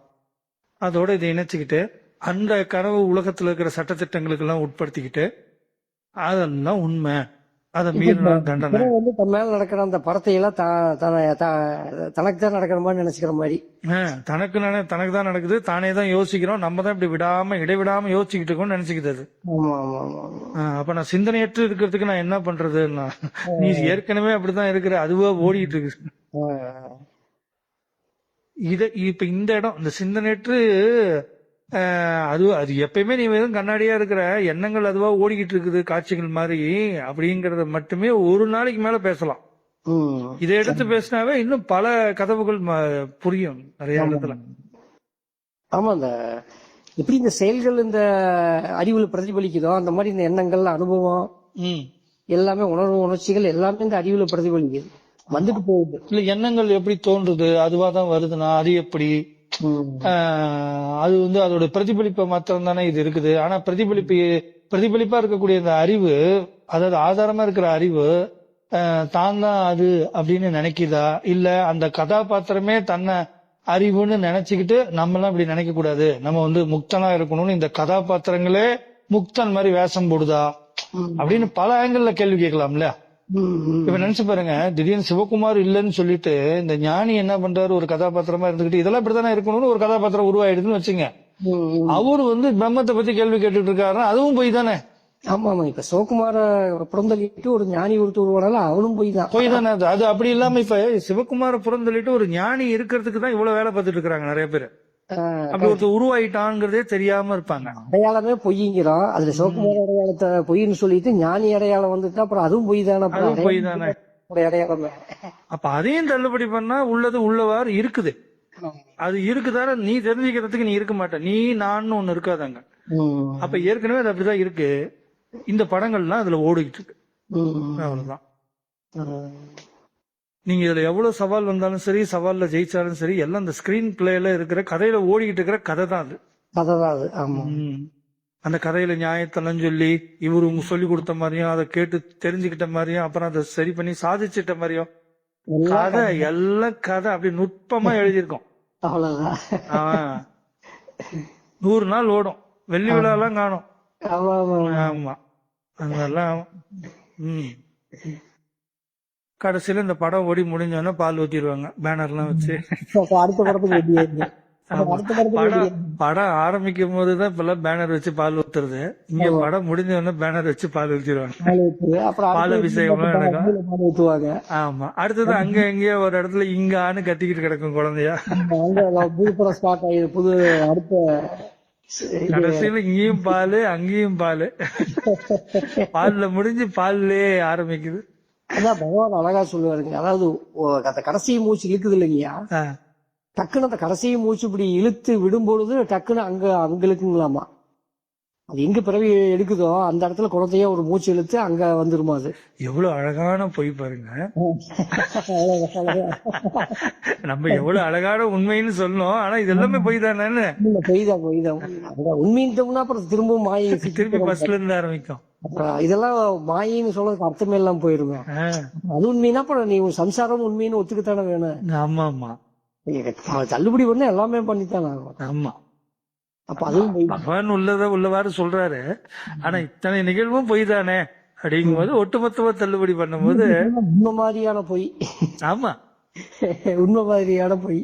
ஆமா, சிலப்ப இந்த ஜெகமே படைக்கப்படலின்னா அப்புறம் எங்க போய் பிறவி இருக்குது, அங்க இங்க மூச்சு விடுறேன், அங்க இழுக்கிறேன். அப்புறம் ஒருத்தர் கேட்பா அப்படிங்களா, எங்க அப்பா இறந்து இப்போ ஒரு 2 வருஷம் ஆச்சு, இப்போ எங்காவது பிறவி எடுத்திருப்பாரான்னு பகவான் கேட்கிறாரு. அதுக்கு சொன்னாரா, எடுத்திருப்பாரு, எடுத்து ஒரு 70 வயசு கூட அங்க ஆயிருக்கு அப்படின்றாரா. 2 வருஷம் தான் ஆச்சு அவங்க அப்பா இருந்து, அடுத்தது எங்காவது அவர் குழந்தையா பிறந்திருப்பாரா அப்படின்னு பகவான்கிட்ட கேட்கறாந்தால, அதுக்கு பகவான் சொல்றாரு, பிறந்திருக்கலாம், பிறந்து இப்போ ஒரு 70 வயசு கூட அதுக்கு அவருக்கு ஆயிருக்கலாம் அப்படிங்கிறாரு. அது அது அந்த அந்த பரிமாணத்துல காலமெல்லாம் வித்தியாசம் இருக்காது, அந்த மாயையில எல்லாம் சாத்தியங்கிறார், கனவுல எல்லாம் சாத்தியம் ஒரே வார்த்தையில. அவர் பிறக்கவே இல்லை, இறக்கவும் இல்லை, அதான் உண்மை இல்லையா. அவன் அவன் பிறந்து 2 வருஷங்கிறாரு, இவர் வந்து அவர் இப்ப திருப்பி பிறந்து 70 வருஷங்கிறாரு. ஒவ்வொரு ஆளுக்கு ஒவ்வொரு மாதிரி சொல்லுவாரு. சில இல்ல அதுதான் சொல்றேன். இதான் இப்ப நான் இதுக்கு சொல்றேன். அவர் 2 வருஷம்னு ஒரு உண்மையை சொல்றதா ஒரு பொய் சொல்றாரு. இவர் வந்து அவர் திருப்பி பிறந்து கூட ஒரு 70 வருஷம் ஆயிருக்குன்னு சொல்லி இவர் சொல்றதுனால அது உண்மை மாதிரி. ஆனா ஒட்டுமொத்த கதையுமே ரெண்டும் சரி 70 வருஷமும் சரி எல்லாம் கதை. யாரு யாருக்கு சொன்னா அப்படின்னு கேட்டா பகவான் சொன்னார். பகவான் சொன்னதா யார் சொல்றா அப்படின்னு அப்படியே பின்னால போனா கடைசி இந்த மனசுக்கு வந்து மனசுல இருந்து திருப்பி ஆதாரத்துக்கு போயிடும். சில ஆளு சொல்லுவாருங்க, முதல்ல நீ பிறந்திருக்கியான்னு வரும்பாரு. அதே மாத்தி மாத்தி சொல்லுவாரு. ஆமா இதே சில ஆள்கிட்ட வந்து முதல்ல நீ பிறந்திருக்கியான்னு பாரு, அப்புறம் அப்பா பிறந்து இறக்குறது இருக்கட்டு, நீ பிறந்திருக்கின்னு விசாரிப்பாரு. பாத்துங்க. இந்த அதாவது என்ன இந்த தத்துவத்தை இந்த அதாவது நான் சொல்றேன் ஆன்மீகம்ங்கிற இந்த தத்துவத்தை உண்மையாக்குறதுக்கு எத்தனை உண்மை மாதிரி எத்தனை பேரை வந்து போறாங்க பாருங்க. ஆமா ஆமா கரெக்டுங்க. அந்த மாயில ஆமா இந்த சம்சார மாயை மாதிரி இது ஆன்மீக மாயை. ஆமா இதுக்கு சொன்ன மாதிரி எத்தனை குருமார்கள் வர்ற மாதிரியே இதுக்கு எத்தனை உபநிஷத்துக்கள் 108 உபநிஷத்துங்கிறாங்க. எத்தனையோ சாஸ்திரம், எத்தனையோ பகவத்கீதை, அது இது எத்தனை எல்லாம் மாயைதான். எல்லாம் படிச்சேன், தெரிஞ்சேன், தெளிவடைஞ்சேன். இன்னும் கதையில இன்னும் எவ்வளவு சுவாரஸ்யத்தை சேர்க்க முடியுமோ சேர்க்கும். அது எப்படி சொல்ற, இதுக்கு என்ன பிரமாணம்னா இதுல இந்த ஸ்ருதி சொல்லியிருக்கு அப்படின்னு தூக்கி போட்டா ஒத்துக்கணும்ல. ஆமா ஆமா காரணம் கரெக்டா இருக்கு. பாத்தியா சொன்னா கேட்டியா அப்படின்னு மாண்டூக்கிய காரியாவுல 3வது அத்தியாயத்துல 4வது பேராவப்படி ஆமா சொல்லி இருக்கு. அதுல கனவுக்கும் நனவுக்கும் உள்ள வித்தியாசத்தை, இந்த ரெண்டுக்குள்ள ஒற்றுமைய அப்படின்னு காரணகாரி கரெக்டா கற்பிக்கலாம். கனவும் விழிப்பு இதெல்லாம் உண்மையாயிடுது பாருங்க. இப்ப இதுல படின்னு சொன்னோன்னே தானே அத படிக்கிறதையுமே ரெண்டு உண்மையாயிடுது. கனவும் போய் இருக்கிறான், அவனுக்கு கனவும் வருது, அவனுக்கு இதுவும் வருது, அவனை விசாரிக்க சொல்றாங்க. அது மாதிரி நீயும் விசாரி, இப்ப நீ படிக்கிற நீயும் தெரிஞ்சுக்குவே. எத்தனை உண்மை எத்தனை இல்லாததெல்லாம் உண்மையாகுது பாருங்க. இதுதான் வந்து ஏறங்கியா தூக்கம் கனவு நனவு 3மே பொய் தானே. ஆமா தூக்கம்னு ஒண்ணு கிடையவே கிடையாது. இல்ல பிரம்மம் தூங்குச்சு, அப்புறம் முழிச்சுக்கிச்சு, கனவு கண்டுச்சு, எழுந்துச்சு. இல்ல பிரம்மம் தூங்குனா அது அப்புறம் எப்படி என்ன ஆகிறது இயக்கம்? இல்ல நிர்குணம்னு சொல்றோம், அப்புறம் அது கனவு கண்டுச்சுங்கிறோம், எவ்வளவு கற்பிக்கிறோம். அதுதான் சொல்றது ஒட்டு மொத்தமா சகலத்தையும் தள்ளுபடி பண்றது இது.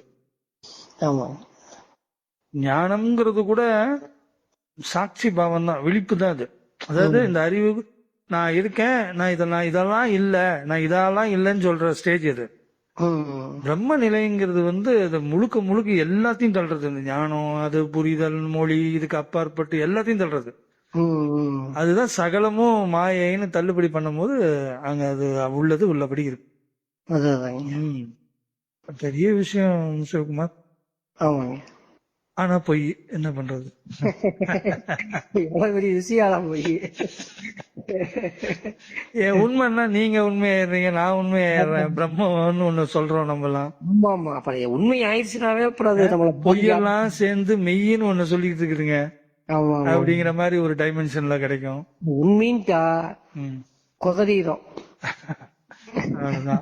இல்லைங்களா? ஆமா உண்மைன்ட்டா குதறிடும். அவ்வளவுதான், அதுதான் பந்தம், சம்சார பந்தம். ஆமா சரிங்க சிவகுமார், நீங்க அற்புதமான சத்சங்கம். பரவாயில்ல, நல்ல ஒரு நிறைவா இருந்தது. அது அப்படியே நடக்குதுங்க. அது ஏதோ எந்த குறிக்கோளோட நடத்துதோ அதுவே ஏதோ நடத்துது. அதாவது ஒரு வசனத்தை சொல்றாங்களா, அந்த மாதிரி கேள்விகளை கொண்டு வந்து நாடகத்தை நடத்துகிறாய் கிளப்பி விட்டு ஏதோ பண்றது. ஆமா ஏதோ ஒண்ணு வெளியில வரணும், வருது. இன்னைக்கு இப்போ இந்த நிமிஷம் பேசுவோமா நம்ம தெரியுமா? தெரியாது. ஸ்கிரிப்ட்ல இருக்குது பாருங்க, கரெக்டா ஏதோ ஒரு எடுக்குது, பேசுற கதை காரணத்தை வச்சுக்கிட்டு அது நடத்துது தானே. அது போன் அடிச்சு ரிங்கே வரல. ஆமா அப்புறம் திருப்பி போன் அடிக்கிறீங்க, போன் அடிக்கிறதுக்குள்ளேயே அது எடுக்கிற மாதிரி ஒரு சூழ்நிலை எடுக்கிறோம். இதெல்லாம் என்ன நடத்துது பாருங்க. அது இதெல்லாம் இந்த ஜீவனுடைய கையிலேயே இருக்குது இல்லைங்களா? 2 தடவை வராம இருந்து அப்புறம் முயற்சி பண்ணி அப்புறம் பேசுற மாதிரி பேச போறதே போய் தான். அப்படி பில்டப் கொடுக்கறது அது. சொல்லுவா காட்சி சுவாரஸ்யத்தை உண்டாக்குறது. ஆமா 2 தடவை அடிச்சுங்க, எடுக்கவே இல்லை. அப்புறம் தான் வந்தது, கால் வரவே இல்லை. எனக்கு இங்க ஒண்ணுமே கேட்கல. என்ன டேய், அதான் கால் ஆரம்பிக்கும் போதே பிரம்மத்துக்கு போயிடுச்சு, ஒண்ணுமே ஆகல. நான் தான் சதா பேசிக்கிட்டே இருக்கேன். இப்ப எடுத்தா அவன் நிறைய வேற பேசுவான், அதை வேற நீ கேட்க போறியா? நான் தான் ரிங்கே இல்லாம உனக்கு உபதேசம் பண்ணிட்டேனே அப்படிங்கிற மாதிரி. அவரு சொல்ற மாதிரி அவரு ரொம்ப பேசுவாரு. உனக்கு நான் சில மணி துளிகள் கொடுத்தேன், சரி நீ மிஸ் ஆகி இப்ப அவன் எடுத்துட்டான் வேற, மாட்டின நீ அப்படிங்கிற மாதிரி.